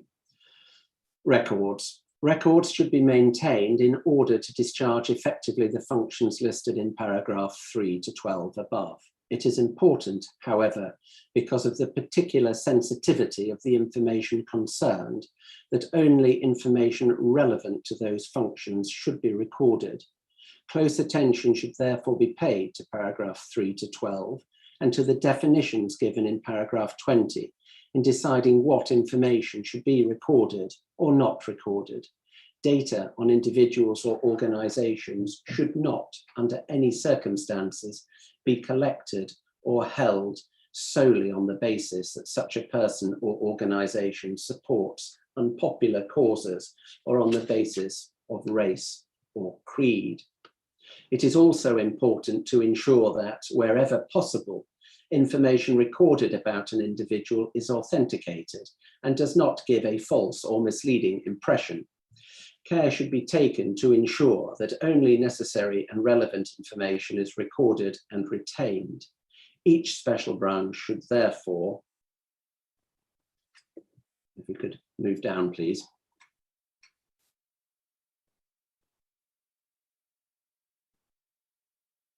thank you, maintain an effective system, both for updating information where necessary and for weeding out and destroying information which can no longer be clearly related to the discharge of its functions. Access to information held by special branch should be strictly limited to those who have a particular need to know. Under no circumstances should information be passed to commercial firms or to employers' organizations.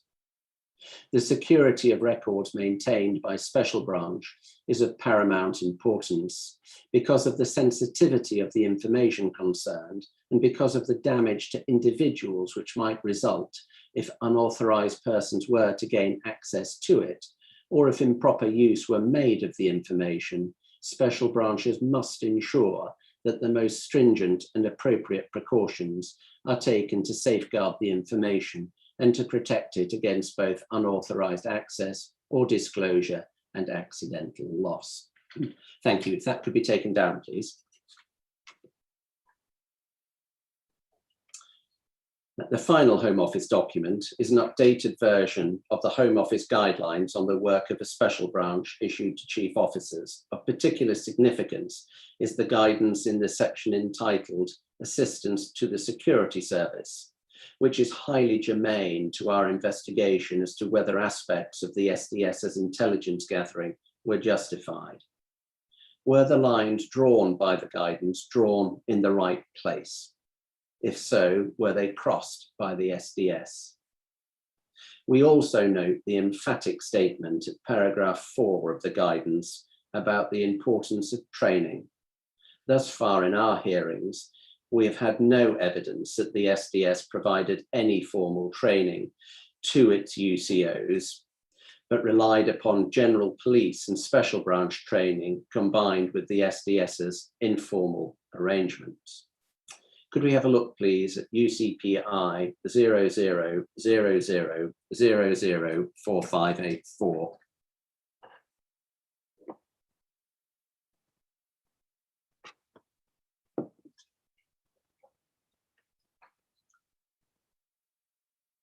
And I'd like to read from paragraph 4, please. That could be moved up a little.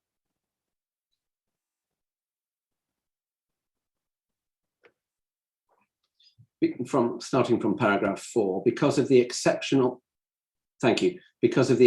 sensitivity of much of the work undertaken by special branches, it is of the utmost importance that special branch officers attain a high degree of professional competence, and that to this end, all special branch officers should attend the appropriate training courses run by the Metropolitan Police Special Branch and Security Service. Officers should attend refresher courses, particularly when they have been away from special branch duties for some time. Assistance to the Security Service.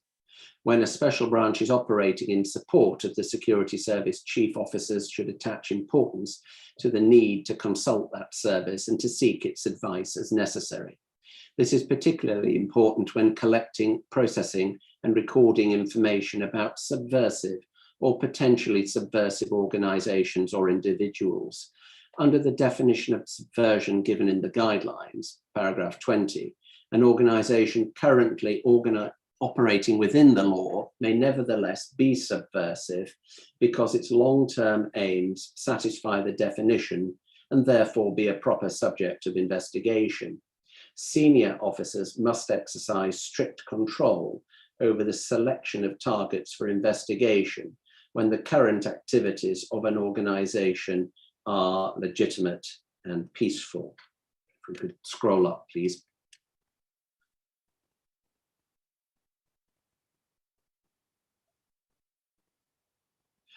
When intelligence is gathered on subversive organizations, very great care should always be taken not to give grounds for special branch inquiries being misrepresented as wrongful police interference in the exercise of civil and political liberties.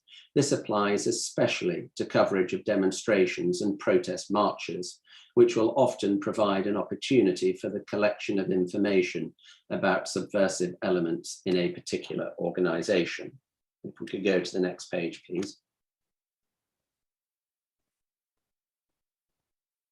Special branch investigations into subversive activities in particularly sensitive fields, for example, in educational establishments, in trade unions, in industry, and among racial minorities, must be conducted with particular care so as to avoid any suggestion that special branches are investigating matters involving the legitimate expression of views.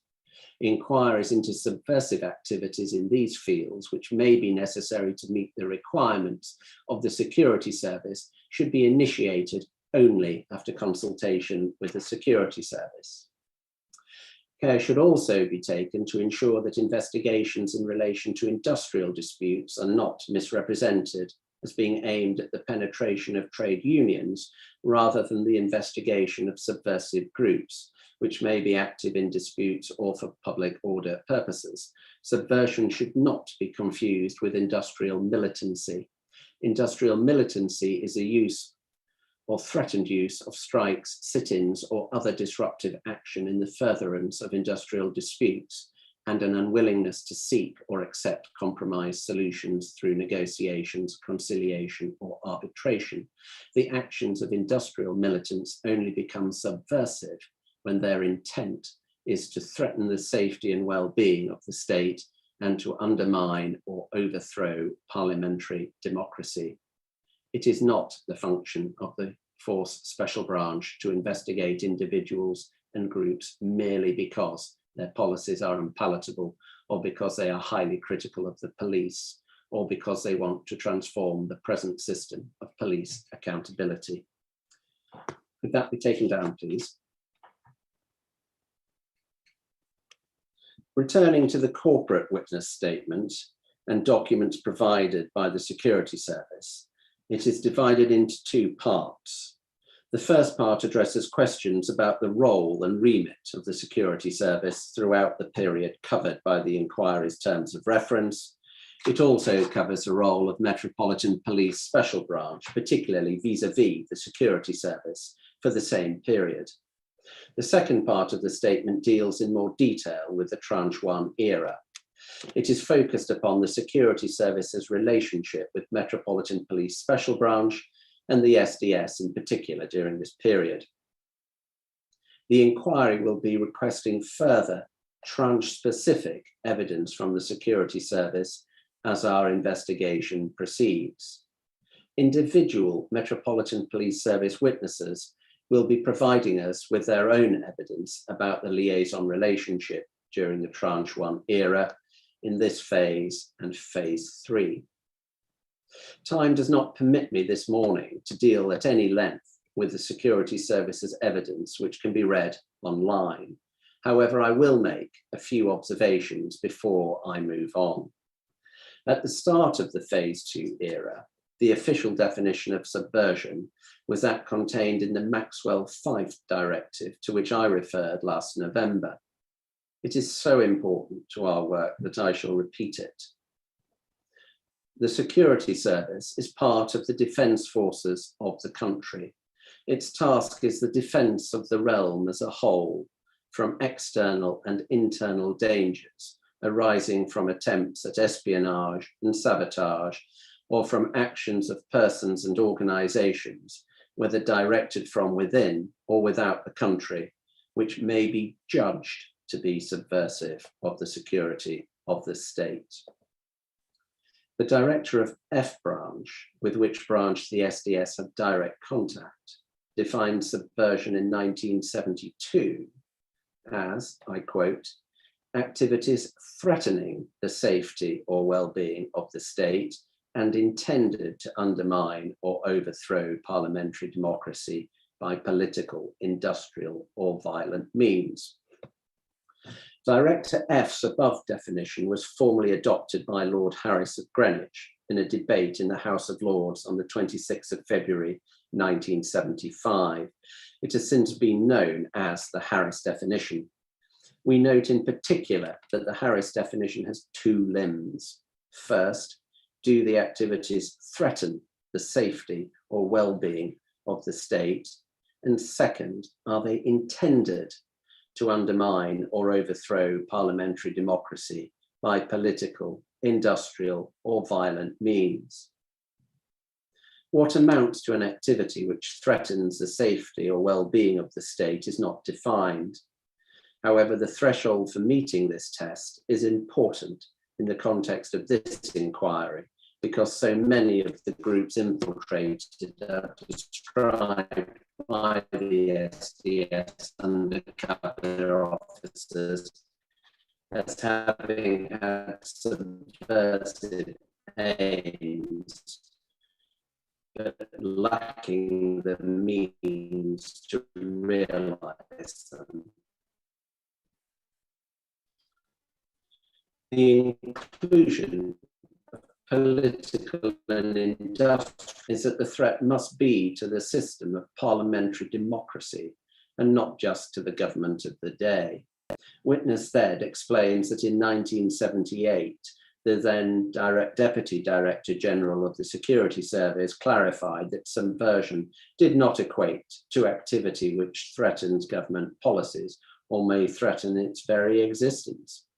Witness Z also refers to essentially the same point being made publicly by Sir Leon Brittan, then the Home Secretary, in 1985. He was quoted as saying, "There is a clear distinction between subversion and opposition to the policies of the government of the day, or peaceful campaigning to bring about changes in those policies or to influence public opinion generally." Witness Z further explains that the Security Service's counter-subversion role was as the provider of objective factual information about the security status of individuals and groups. These are all important parameters against which we can test the SDS's reporting, especially that which was provided to the Security Service. Witness Z's evidence is that, within the context of its investigations into subversion, the Security Service was most interested in subversive groups that sought to influence non-subversive organizations through obtaining membership of those organizations, for example, trade unions, in order to achieve the subversive goal of undermining parliamentary democracy. What he describes as ultra-left groups consisting of Trotskyist, Maoist, and anarchists were considered a threat, but didn't take high priority until the mid-1970s. As to what the Security Service did with the SDS's reporting, Witness Z states that, I quote, "It appears that on at least one occasion, the Security Service considered disseminating SDS intelligence to liaison partners. However, we have found no evidence to suggest that any SDS intelligence was, in fact, shared outside the Security Service." Witness Z confirms that the Security Service did provide the SDS with what is described as, quote, "occasional and limited assistance with the development of SDS undercover officers' cover identities." Witness Z adds that, quote, "there is also limited evidence to suggest that the Security Service was occasionally able to help protect the safety of an SDS officer at risk of being compromised." On the question of targeting, Witness Z accepts that the Security Service made requests of the SDS for certain intelligence and that Security Service briefings may have influenced SDS decisions. However, Witness Z emphasizes that the decisions were ultimately for the SDS. Paragraph 108 of Witness Z's statement reads, "Whilst the meetings with the SDS discussed the targeting of SDS agents, it is important to note that the decisions on deployment of SDS agents were taken by the SDS alone. Further, for various reasons, including lack of relevance to the MPSB's remit and availability of resources, the SDS did not provide intelligence in relation to all Security Service requests. The SDS were responsible for their agents, and while the Security Service's briefings may have influenced SDS decisions, the Security Service had no control over the placement or targeting of the SDS agents." As to the debriefing, of SDS undercover police officers by the security service, witness Z observes that only 3 formal requests for debrief in the relative period were acceded to by the SDS in 1982 and 1983.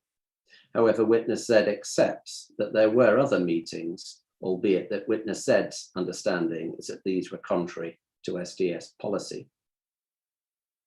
Turning to the utility of SDS reporting to the security service as perceived at the time, witness Z states that, and I quote, "The development in the relationship is evidence that the security service found, on the whole, SDS reporting to be useful, enabling them to gain intelligence into subversive organizations which may not otherwise have been readily available." Witness Z's view now of the utility of the SDS's reporting is essentially the same. Of note is witness Z's view that it helped to assess the subversive threat that each group or individual posed. Paragraph 123 of witness Z's statement reads, "I have been asked how useful the SDS reporting is considered to have been now, and for what purpose was the reporting useful. It appears from the review of documents that the SDS reporting was useful to assist the security service in building the wider intelligence pictures in respect of subversive individuals and organizations. It is clear from a review of the security service's intelligence requirements summarized above that the purpose of the reporting for the security service was to obtain detailed information about the functioning of these groups and the individuals within them, which in turn would help towards the security service's assessment, when combined with other intelligence, of the subversive threat that each group or individual posed. The SDS reporting did not provide comprehensive coverage of these organizations, in part as a consequence of their law and order remit. It is clear to me that the SDS reporting was one element of intelligence that the security service relied upon to fulfill its functions to protect the United Kingdom from subversion." The documents that accompany witness Z's statement evidence what appears to be a fluctuating level of contact between security service and SDS managers over the Tranche 1 period. We shall be examining that in more detail in phase 3, when we will hear evidence from some of the SDS's managers. We will also be raising with individual officers who give oral evidence any material directly relevant to them. With both of those points in mind, I shall only make 2 observations on the document at this stage. First, in January 1973, the then Commissioner's concerns about the potential of the SDS to cause embarrassment are recorded in a security service file note. The note records a meeting between the security service's F4 and DAC Vic Gilbert. It states, quote, special branch penetrate these groups by the hairy squad. That is to say, special branch officers who are given a false identity and background.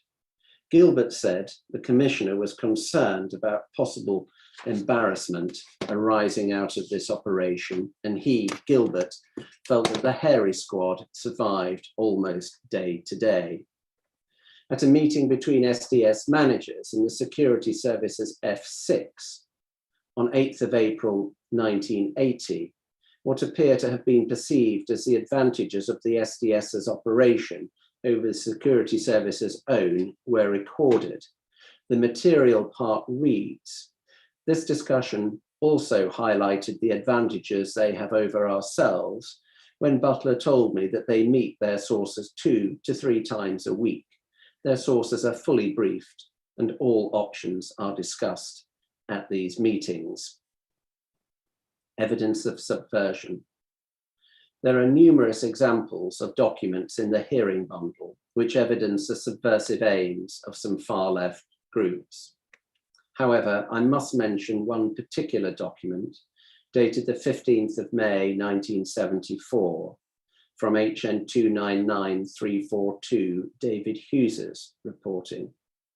It relates to what is referred to as a Marxist study group, although from the context in which it is found, it is clear that it was a Marxist-Leninist group. It is an isolated example, but in terms of subversive aims, it is the most disturbing document that we have found. Could we look please at UCPI 0000008823.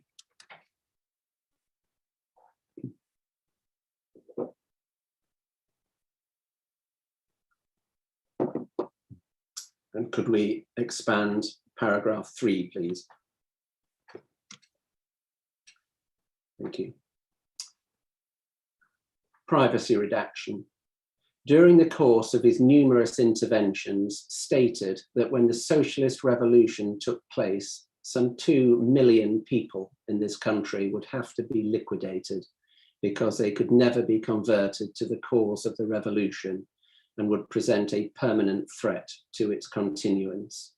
He counted among these people such groups as senior police officers, especially those in special branch, members of the security service, senior army officers, big businessmen, and all leading members of the Conservative Party. Thank you. Could the document be taken down, please? David Hughes states that these sorts of views were present to varying degrees, but that the majority of people he encountered during his deployment were not that extreme. Witnesses. This morning, time does not permit me to introduce the evidence of all of the witnesses who will give evidence in phase 2, or to go through each of the deployments of the undercover officers being investigated. However, the written version of this opening statement, which will be posted on the inquiry's website, contains sections which set out the relevant issues from the inquiry's issues lists, identifies the managers of the period, and introduce each of the civilian witnesses and undercover officers in this phase. In addition, as we did in phase 1, we are appending to the written version of this opening statement a lengthy Appendix 2, which summarizes the evidence obtained to date relating to each former undercover officer in the phase. Miscarriages of justice. I now turn to some of the main themes that we will be exploring in the oral hearings. First, miscarriage of justice. That actions of undercover police officers have the potential to give rise to miscarriages of justice is well known, particularly if they act as agents provocateurs, if necessary disclosures are not made to prosecutors, or if a court is misled.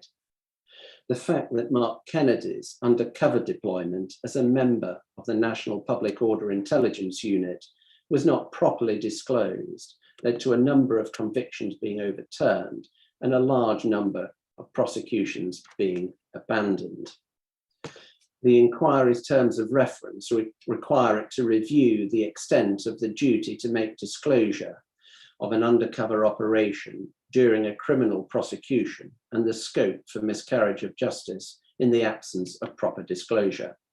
They also reflect a concern that we may discover further potential miscarriages of justice as we investigate.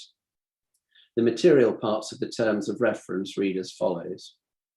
The inquiry's investigations will include a review of the extent of the duty to make, during a criminal prosecution, disclosure of an undercover police operation and the scope for miscarriage of justice in the absence of proper disclosure. The inquiry will refer to a panel consisting of senior members of the Crown Prosecution Service and the police, the facts of any case in respect of which it concludes that a miscarriage of justice may have occurred as a result of an undercover police operation or its non-disclosure. The panel will consider whether further action is required, including but not limited to referral of the case to the Criminal Cases Review Commission. It is clear from the terms of reference that the inquiry is not required to decide whether there has been a miscarriage of justice. Rather, it must refer any case in which it concludes that a miscarriage of justice may have occurred as a result of an undercover police operation or its non-disclosure. It is not the inquiry's function to determine criminal liability. Section 2 of the Inquiries Act 2005 expressly provides that an inquiry panel is not to rule on and has no power to determine any person's civil or criminal liability. However, that provision also states that an inquiry panel is not to be inhibited in the discharge of its functions by any likelihood of liability being inferred from facts it determines or recommendations that it makes. A miscarriages of justice panel, as required by the terms of reference, has been established. The inquiry will not wait until it has completed its work to make references to the panel in appropriate cases. If evidence is admitted which meets a threshold test for referral to the panel, then a referral should be made. I know, sir, that you will be considering immediately after the current hearings whether a referral should be made. The principle that there is an obligation on the prosecution to disclose the use of a participating informant to enable the court to be sufficiently informed to ensure a fair trial, now comprehensively set out in Patel and others, was an established principle governing the disclosure obligations on the prosecuting authorities in the Phase 2 era. In the Crown against Marks and Bafus, the court held that the prosecuting authority is entitled to withhold the names of those from which information has been obtained, unless, at trial, the judge considers that the disclosure of the name of an informant or the nature of the information is, quote, necessary or desirable in order to show the prisoner's innocence. Contemporaneous reference to the same broad principle can be found in the Crown against Birtles, in which the court reiterated that, quote, within certain limits, informers should be protected, but that the court of trial should not be misled. The court gave as an example of such an occasion the facts giving rise to the Crown against Macro, a case in which the fact of a participating informant was not disclosed.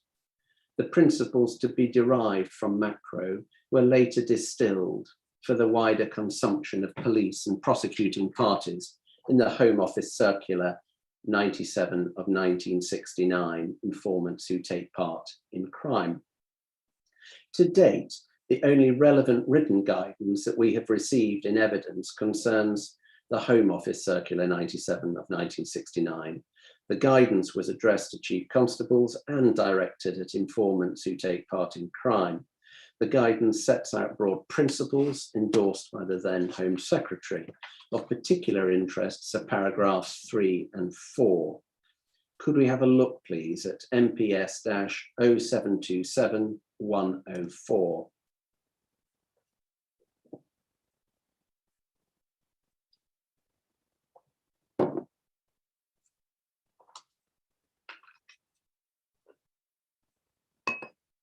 Thank you. Could we start with paragraph 3?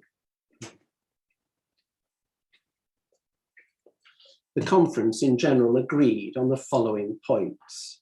No member of a police force and no police informant should counsel, incite, or procure the commission of a crime. B, where an informant gives the police information about the intention of others to commit a crime in which they intend that he shall play a part, his participation should be allowed to continue only where, 1, he does not actively engage in planning and committing the crime, 2, he is intended to play only a minor role, and 3, his participation is essential to enable the police force to frustrate the principal criminals and to arrest them, albeit for lesser offences such as attempt or conspiracy to commit the crime or carrying offensive weapons, before injury is done to any person or serious damage to property.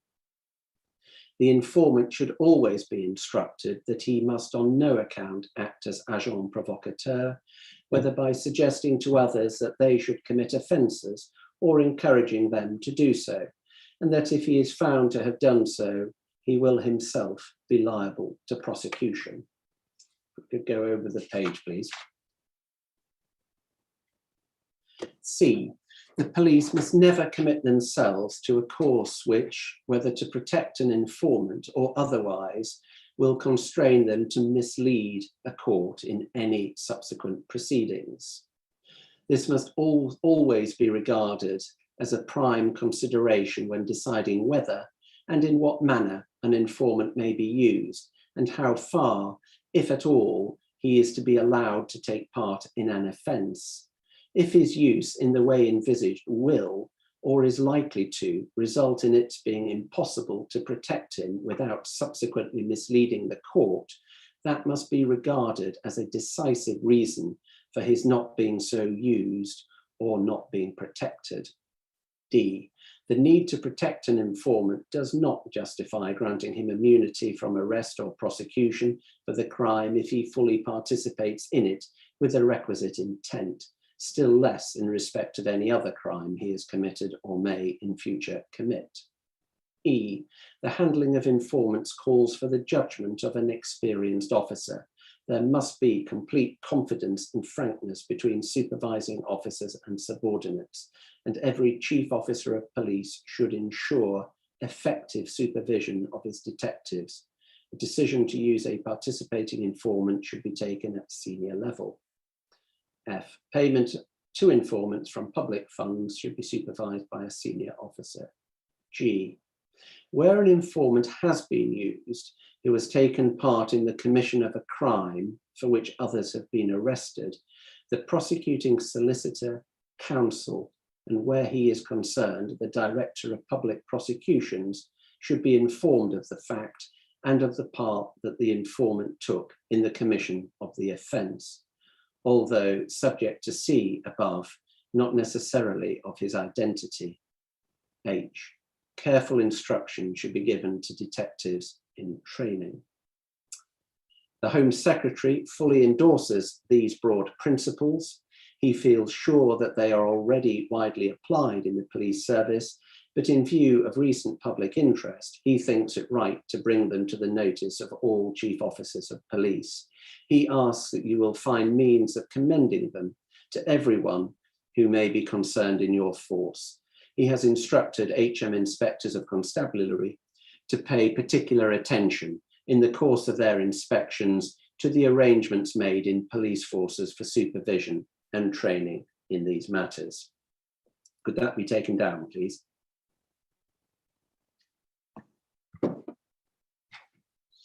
In phase one, the evidence was to the effect that many officers stated that they understood the need not to act as agent provocateur, but few could recall seeing the circular.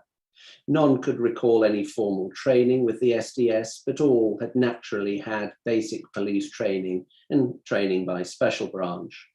None could recall any direct involvement with the SDS by Her Majesty's Inspectorate of Constabulary. We shall continue to explore the understanding which undercover police officers had in relation to matters germane to miscarriages of justice, not just their own actions when deployed, but also their training, instructions, supervision, and oversight.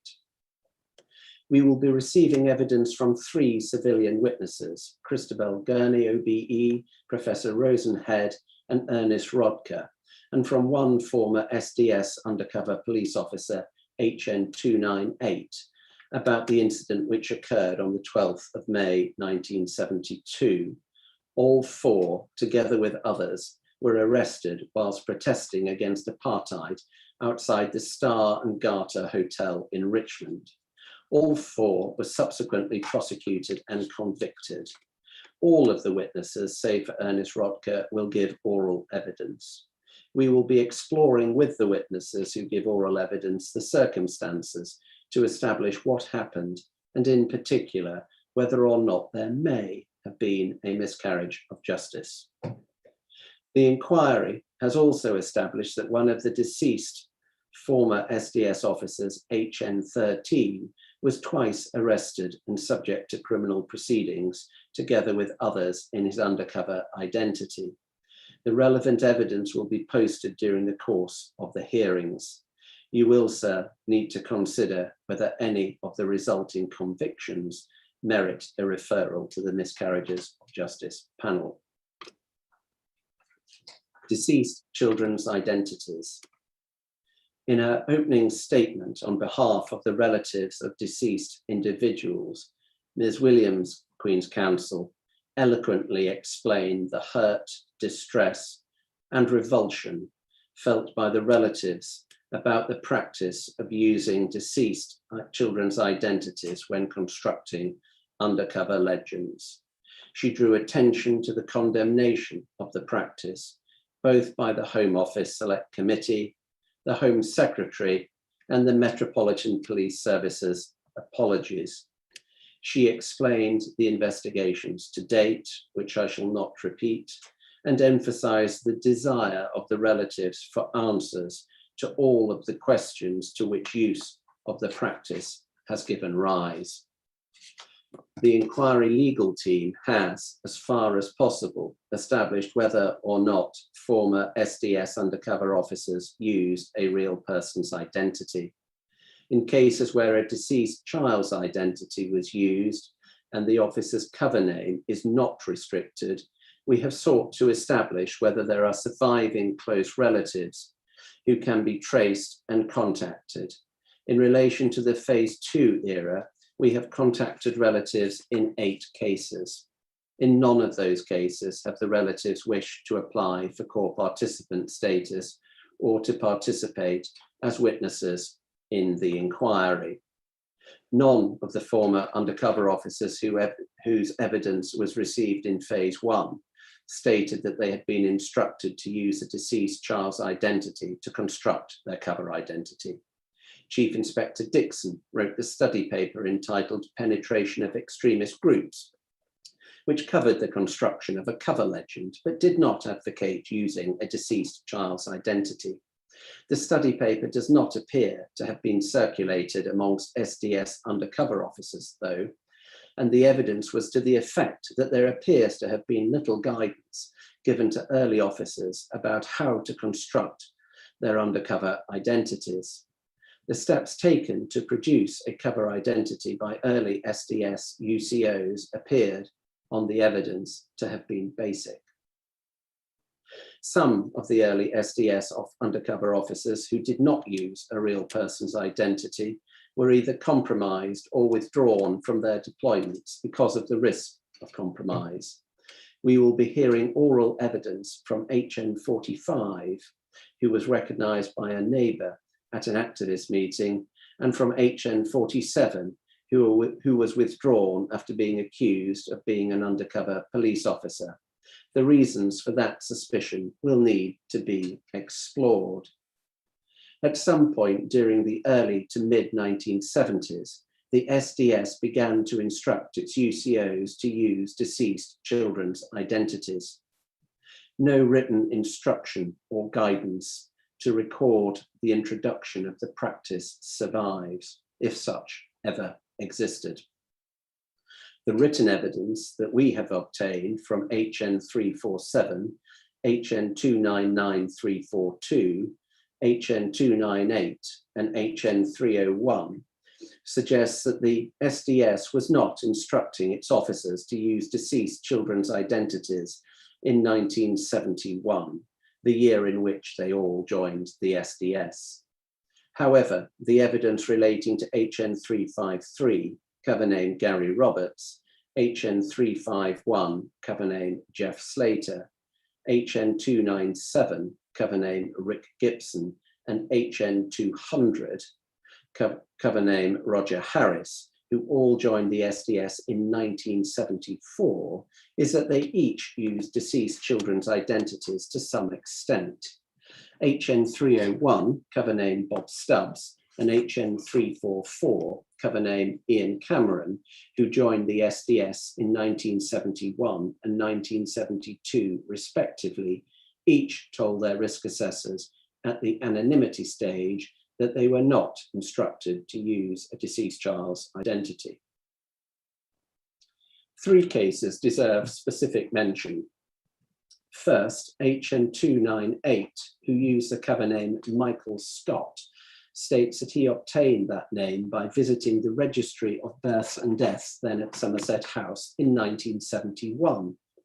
However, his recollection is that he was not guided or instructed to do so. Unlike later officers who were instructed to use a deceased child's identity, he did not ascertain whether the person whose identity he used was dead or alive. The inquiry has established that the real Michael Scott was not dead and was not a child in 1971. We have been able to trace and contact him. He did not wish to give evidence, and we are respecting that wish. The facts give rise to a concern that the criminal conviction that HN 298 received in his cover identity might have been entered onto the real Michael Scott's record. Our investigations have confirmed that the Star and Garter conviction is not recorded against Michael Scott on the police national computer. However, we have not been able to establish whether or not there ever was a record of conviction. The witness statements of Karen Progel and Detective Constable Katie McAleer, which go to this issue, will be published on the day that HN 298 gives oral evidence. The second case is that of HN 297, Detective Constable Richard Clark, aka Rick Gibson. Although he is deceased, it appears that he used a deceased child's identity because one of the groups that he infiltrated, Big Flame, discovered that fact. Mr. Chesham will be giving evidence about Richard Clark's deployment, including the discovery that he was not who he said he was. Thus, we will hear that one of the first SDS undercover officers to use a deceased child's identity found that it was not robust enough fully to protect his cover story. The third case is that of HN 80, who used the cover name Colin Clark. He has stated that he refused to use a deceased child's identity. He states that, I quote, "It distressed me to consider using the details from a dead child's birth certificate, and I knew that it would necessarily cause distress to that child's family if it was discovered." Most of the Phase 2 officers describe in their statements using only some information about the deceased child whose identity they used, typically the name or part of the name together with the date and or place of birth. Few describe visiting the area where the deceased child lived, although there are two exceptions. First, HN 304, who describes making a detour of his own volition to the place where the deceased child in question had been born. Second, HN 96, who used the cover name Michael James, goes further. He describes being instructed to visit Blackpool, the birthplace of the deceased child, Robert Michael James, whose middle and last names he had adopted. Moreover, he states that he was assisted by the local special branch to establish that Robert James's family no longer lived at his former address. Thus, we have an example of inquiries being made about the deceased child's family. We will be exploring in more detail the issues surrounding the use of deceased children's identities with the Phase 2 witnesses who give oral evidence. We have included the SDS's Tradecraft Manual in the Phase 2 hearing bundle because of the content relating to the use of deceased children's identities. That is to say, Section 3 and Appendix E. However, readers should be aware that as far as we have been able to ascertain, this document appears to date from the 1990s, long after deployments of the officers who will be giving evidence in Phase 2. Sexual relationships. Ms. Kaufman, QC, and Ms. Williams, QC, in their respective opening statements, made crystal clear the devastating and life-altering impact that deceitful sexual relationships conducted by undercover police officers have had, and the burning need for answers felt by the core participants in Category H. The Metropolitan Police Service has long since issued an unreserved apology, which amongst other things has accepted that sexual relationships between undercover police officers and members of the public should not happen. There can be no doubt that deceitful sexual relationships were one of the principal issues of public concern which led to this public inquiry being established. We shall be pursuing our search for the truth on this issue throughout the inquiry.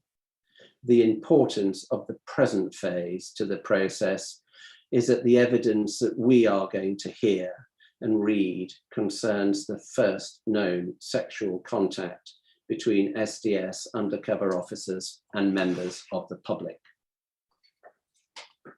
There was no evidence of sexual contact between SDS undercover officers and members of the public in phase 1.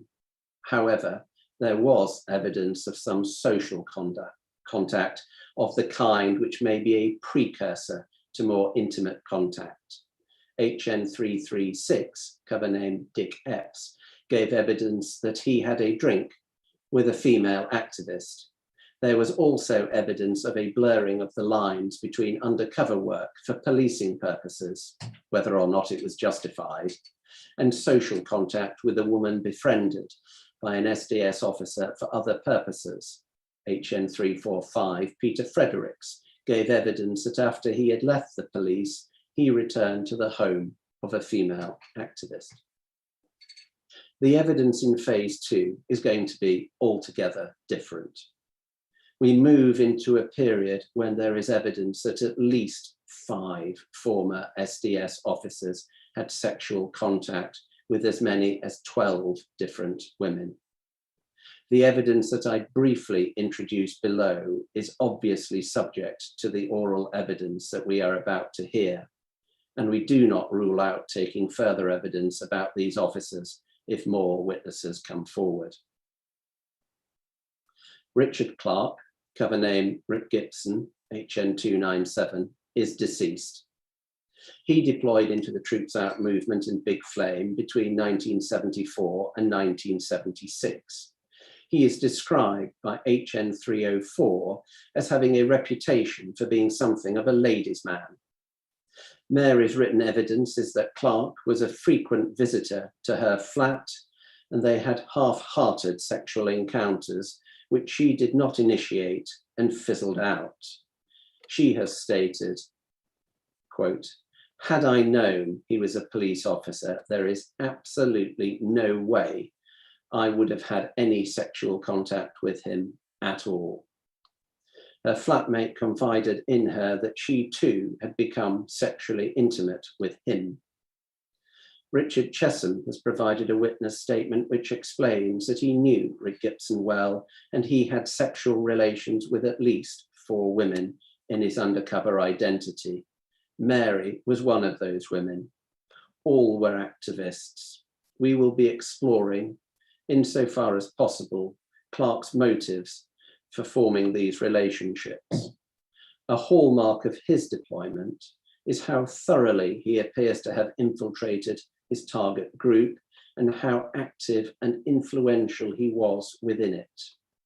Mary's impression is that Detective Constable Clark was seeking to use sexual activity with her to bolster his cover. HN 300, who is now deceased, used the cover name Jim Pickford to infiltrate anarchist groups between 1974 and 1976. There will be evidence that he was known as a philanderer who chased after women. His second wife, to whom he was married at the start of his deployment, and family members made a statement during the course of the anonymity process, which indicates that Jim Pickford met a woman in his undercover identity whom he went on to marry. HN 300 and his third wife had a child together. The marriage did not last and ended in divorce. There is corroborative evidence in the closed officer gist that HM 300 told a fellow UCO that he had fallen in love with a woman associated with his group and wanted to tell her everything. HM 354, who used the cover name Vince Miller, infiltrated the SWP between 1976 and 1979. He has stated that he had 4, he says, one-night stands, whilst in his undercover identity at a time when he was single. On his account, 2 of the women with whom he slept were activists and 2 were friends of friends. He states that he did not tell his managers. As I have already mentioned, one of the activists with whom he slept was Madeline. Her account of the relationship is different. She states that there was a sexual relationship initiated by Vince Miller, which lasted up to a couple of months and which occurred soon after the breakup of her marriage. It was not a casual thing for her, and she was very upset when Vince Miller disappeared. We shall be hearing oral evidence from them both. We are grateful to Madeline for providing the inquiry with photographs of Vince Miller during his undercover deployment. We can look at one of those now. Can we display, please, UCPI 000034331?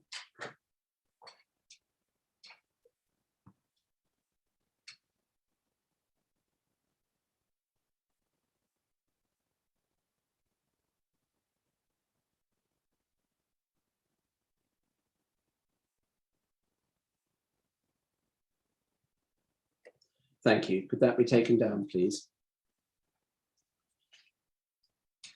2 of the fully anonymous officers, HN 302, who served in the 1970s, and HN 21, who served in the late 1970s and early 1980s, have stated that they had sexual contact with women whilst in their cover identities.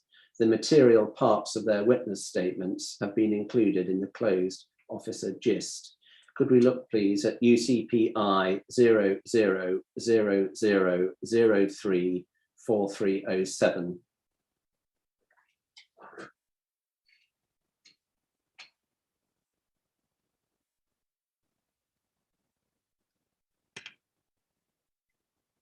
Could we turn to page 4, please?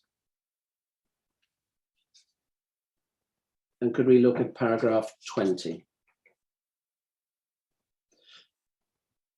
Most officers state that they did not engage in any sexual relationships in their cover identities. The exceptions to this are: A, one officer, HN 302, describes a brief sexual encounter early in his deployment with a woman from a group reported on whilst undercover. He states, "After a couple of meetings, I developed a friendship with a woman. We had a drink.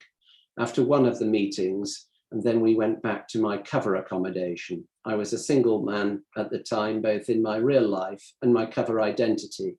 It did not go further than that night. I did not come across her again in my deployment. I did not set out to sleep with anyone, but the circumstances presented themselves to me and I did not say no. Having a drink with this woman did bolster my cover identity, but the fact that we ended up having sex did not, at least in my view, provide any additional benefit in terms of cover, and that is not why I did it. Any friendly interaction you had with anyone added layers to your legend, but it was not necessary to sleep with people to have a well-rounded cover identity. It was not something that my management told me to do, and I did not speak to my managers about it afterwards. I did not think it was necessary to do so. It was not relevant to any instructions or training I had received. It was just something that happened before my deployment had really got going that did not require any further actions on their part." B. Another officer, HN21, describes having engaged in occasional sexual encounters with 2 women whilst deployed.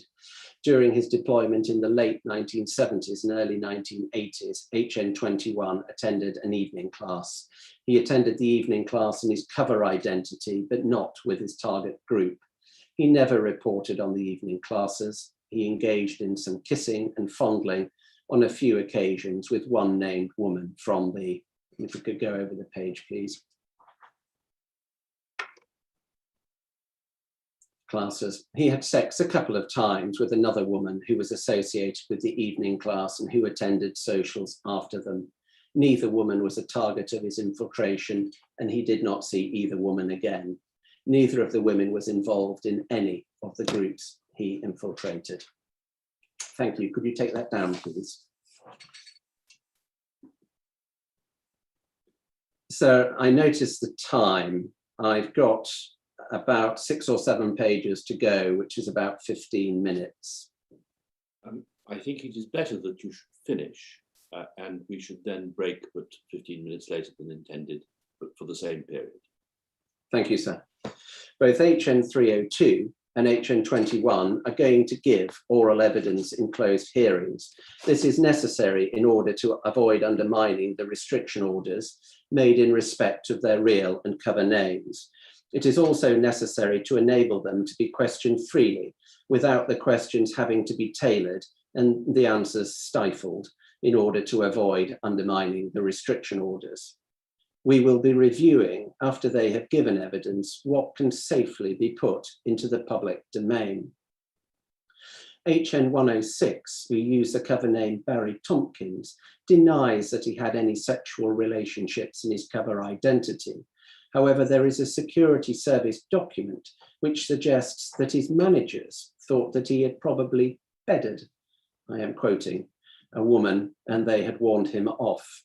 There is also evidence that another woman was referred to by some activists as, quote, Barry's girlfriend. HN 106 states that he had a close friendship with the second woman, but denies having sex with either of them. HN 106 is unable to give evidence because he is both abroad and in ill health. HN 155, who used the cover name Phil Cooper, denies in his witness statement having any sexual encounters or relationships whilst in his undercover identity. However, the risk assessors understood him to have admitted to having, quote, a number of liaisons. HN 155 denies making this admission. That dispute of fact will need to be decided. I should make clear that we are seeking to establish the facts. On the question of sexual contact, we are not drawing bright lines between one-night stands and lengthy relationships, such that we are investigating one but not the other, nor are we investigating only sexual contact with activists.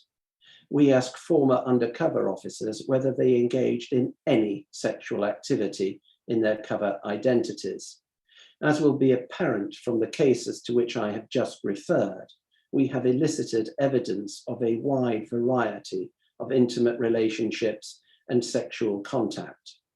However, the chairman necessarily has to make fact-sensitive judgments on a case-by-case basis about how far we should pursue investigations.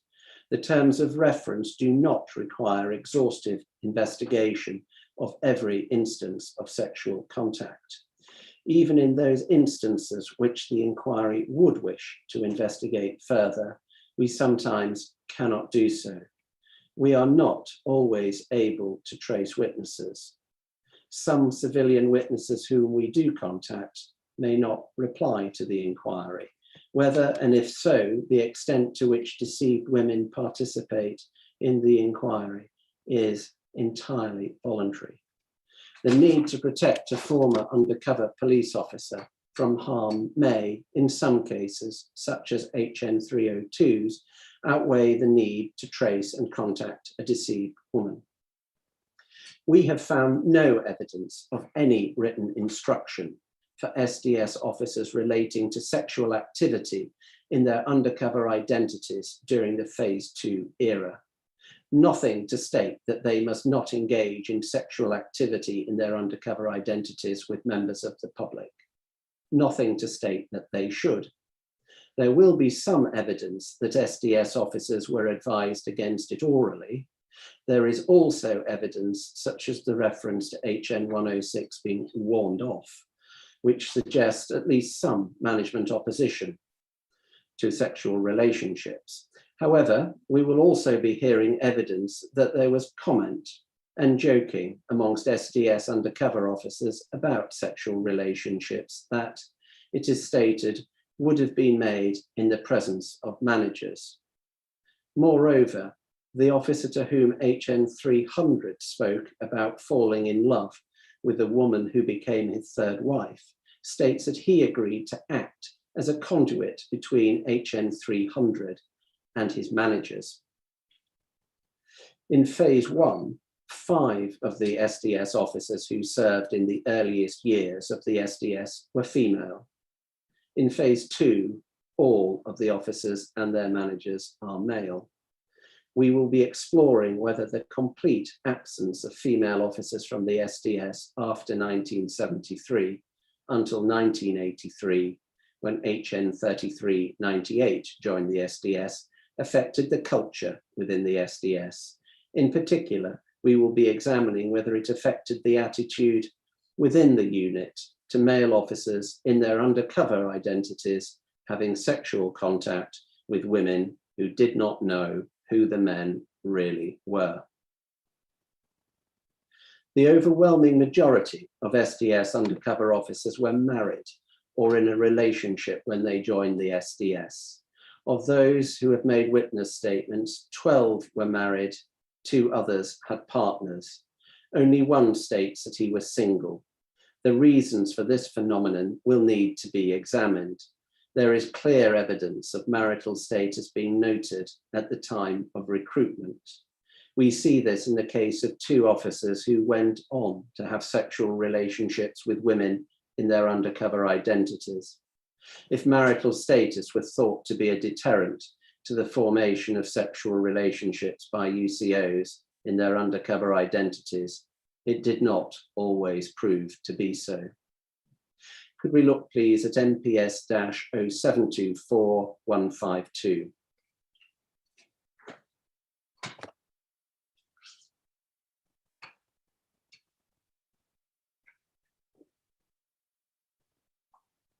Could we turn to page 3, please? And I'm going to read paragraphs 2 and 3. Detective Constable HN 300 has been seen and has indicated his willingness to join the squad. He joined the force in 1969 and the branch in 1973.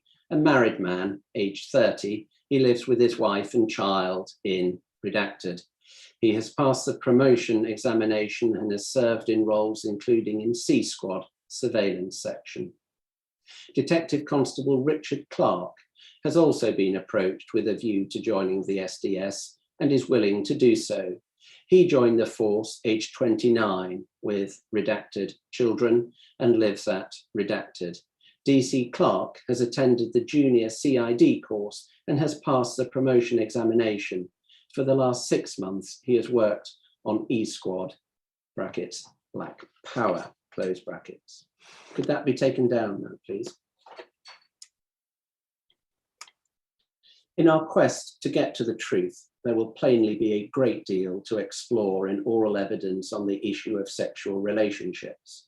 I must not preempt that evidence or the findings of fact that you will make, sir. But it can safely be said that from the mid-1970s onwards, sexual contact between SDS officers in their undercover identities and members of the public was not uncommon. Analysis of undercover officers' witness statements. The requests for witness statements that the inquiry issues to former SDS undercover officers pursuant to Rule 9 of the Inquiry Rules 2006 are organised under common headings. This facilitates the gathering and analysis of evidence across themes We have obtained witness statements from 15 undercover officers in phase 2 who are not fully anonymous. All will be uploaded onto the inquiry's website during the course of the hearings for followers of the inquiry to read. We have analysed them and make the following observations about general themes and broad patterns in the evidence. All of the undercover officers were recruited from within Special Branch. All but one, HN 200, held the rank of Detective Constable when recruited into the SDS. 4 more were promoted to Detective Sergeant during their service with the SDS. All who gave specific answers served in B, Irish, or C, extreme left squads of Special Branch at some point in their Special Branch service. That is to say, branches likely to have had a particular interest in SDS intelligence. 2 state that they had done undercover work prior to joining the SDS over and above the usual Special Branch activity of attending activist meetings in plain clothes, HN 299342 and HN 155. Recruits were mostly approached by current or former members of the SDS, a minority asked to join. There is no evidence that the role of SDS undercover officer was advertised or that there was any formal recruitment and selection process beyond an interview. The SDS provided no formal training of any kind. However, the majority recall spending months in the SDS's back office before deploying. Those who do not recall doing so are confined to the early part of the phase 2 period. When taken together with the phase 1 evidence, in which we heard that some of the earliest officers had no or only brief stints in the SDS back office, we see a clear trend emerging. The practice of spending some months in the back office before deploying becomes cemented. HN 200 and HN 126 recall the longest periods. Both recall spending 6 months in the back office. A few officers recall being given specific guidance about what to do in the event of an arrest. Most officers did not recall being given any specific advice about involvement in private lives, sexual relationships, criminal activity, or legal professional privilege. The majority of officers could not recall being shown Home Office Circular 97 of 1967, entitled Informants Who Take Part in Crime. A trend appears to the effect that the later officers commonly recall being told to expect a deployment of approximately 4 years duration. Starting with HN 304, who joined in 1976, 5 of the officers have this or a similar recollection. All 15 officers had cover employment, sometimes fictional, and a cover address. None shared their accommodation with activists. Only HN 96 and HN 106, who shared accommodation with one another, recall sharing with another officer. A trend emerges towards the end of the phase 2 period to the effect that more officers recall living in their cover identity for a period before approaching their targets, HN 304, 106, 96, and insofar as he can remember, 155. All of the officers who joined from a point in 1971 onwards recall having a car. Only HN 45 and HN 347 do not. On the question of targeting, the majority write in their statements of being steered by senior SDS managers or collaborating with them in the making of decisions. 2, HN 298 and HN 299342 refer to it being their decision and write respectively of self-tasking and being left to his own devices. Both of these officers reported on and appear to have mixed with a significant number of different groups. There is a broad trend over time, which has earlier officers recalling weekly meetings in the SDS safe house, HN 45, 347, and 298, then thrice weekly meetings for a period, and then recollections of twice weekly meetings unless the officer was too busy, appears to have been the position. Only HN 298 recalls being arrested and being advised with others by a solicitor. Most officers state that they did not offend in their undercover identities. Those who did so refer to minor offences, fly posting, graffiti, and obstruction. Most of the officers state that they at least witnessed some violence during their deployments. Only one officer states that he joined a trade union, HN 299342, who states that he joined the TGWU. Former SDS UCOs in the Phase 2 era typically believe that their work contributed to the effective and efficient policing of public order. Most also refer to their work assisting the security service. Only one officer, HN 106, states that he had direct contact with the security service during his deployment. Many of the officers assumed positions of responsibility. HN 298 became the membership secretary of the Putney branch of the Young Liberals. HN 353 became the vice president of a student union, which was not his target, and HN 106 formed a new group with two others. However, by far the most common examples of the assumption of responsibilities occurs in deployments into the International Socialists, or SWP, as it became, positions such as treasurer, paper sales organizer, or member of a committee with responsibility for a particular activity, such as the Right to Work campaign, are typical. None states that he became a branch secretary, and there is some evidence that this post was actively avoided. The assumption of positions of responsibility occurs mostly at branch level, but sometimes at higher levels. Richard Clark, HN 297, was particularly active in the Troops Out movement. He did not avoid the role of secretary and worked his way up from branch secretary, having been involved in the setting up of the branch, to London organizer and then national organizer.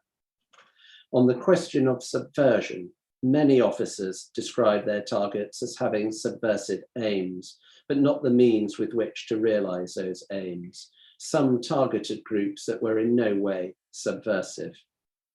Recollections that senior police officers visited the SDS are common. Many recall visits by the commissioner of the day. There was no formal welfare support provided by the SDS for its officers. However, many officers described their managers as having been supportive. There was no formal post-deployment support.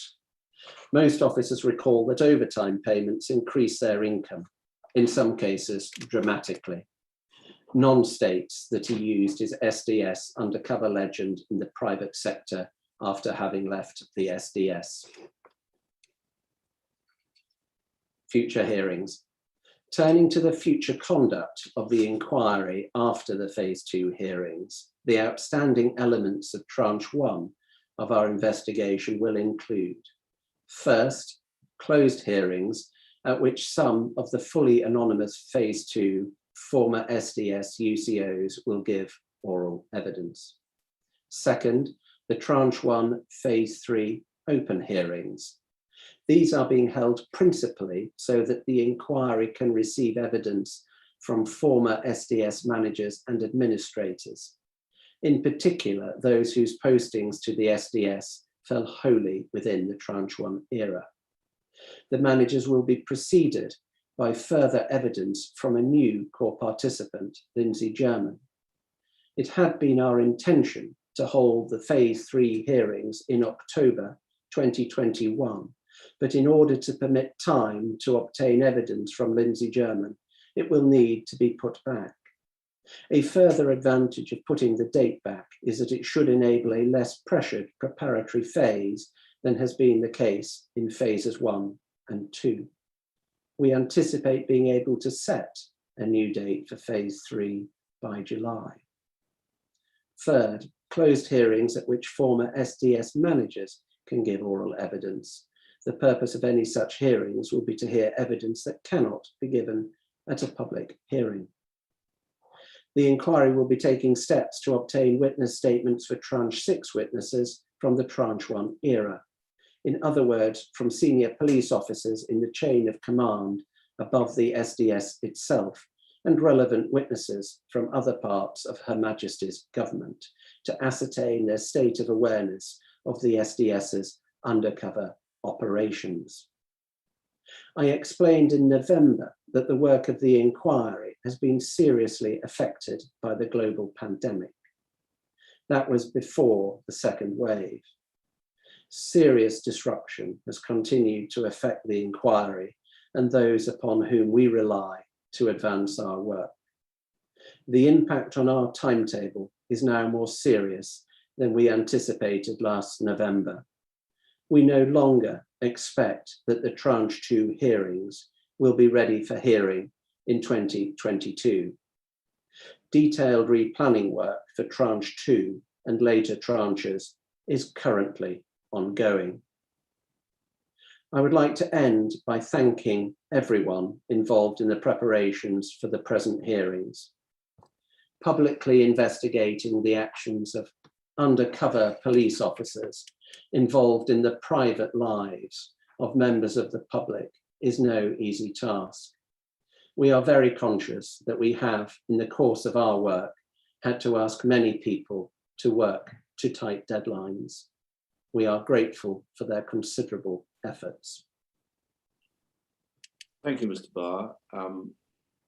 There is no criticism from me whatever of your overrunning. You have taken the shortest period of time that reasonably could have been taken to explain the activity that the inquiry has undertaken, its product in general terms, and what we are about to undertake in the next 3 weeks. Because you overrun, we will resume at 2:20, not 2 o'clock as anticipated, so the timescales will be put back. Thank you.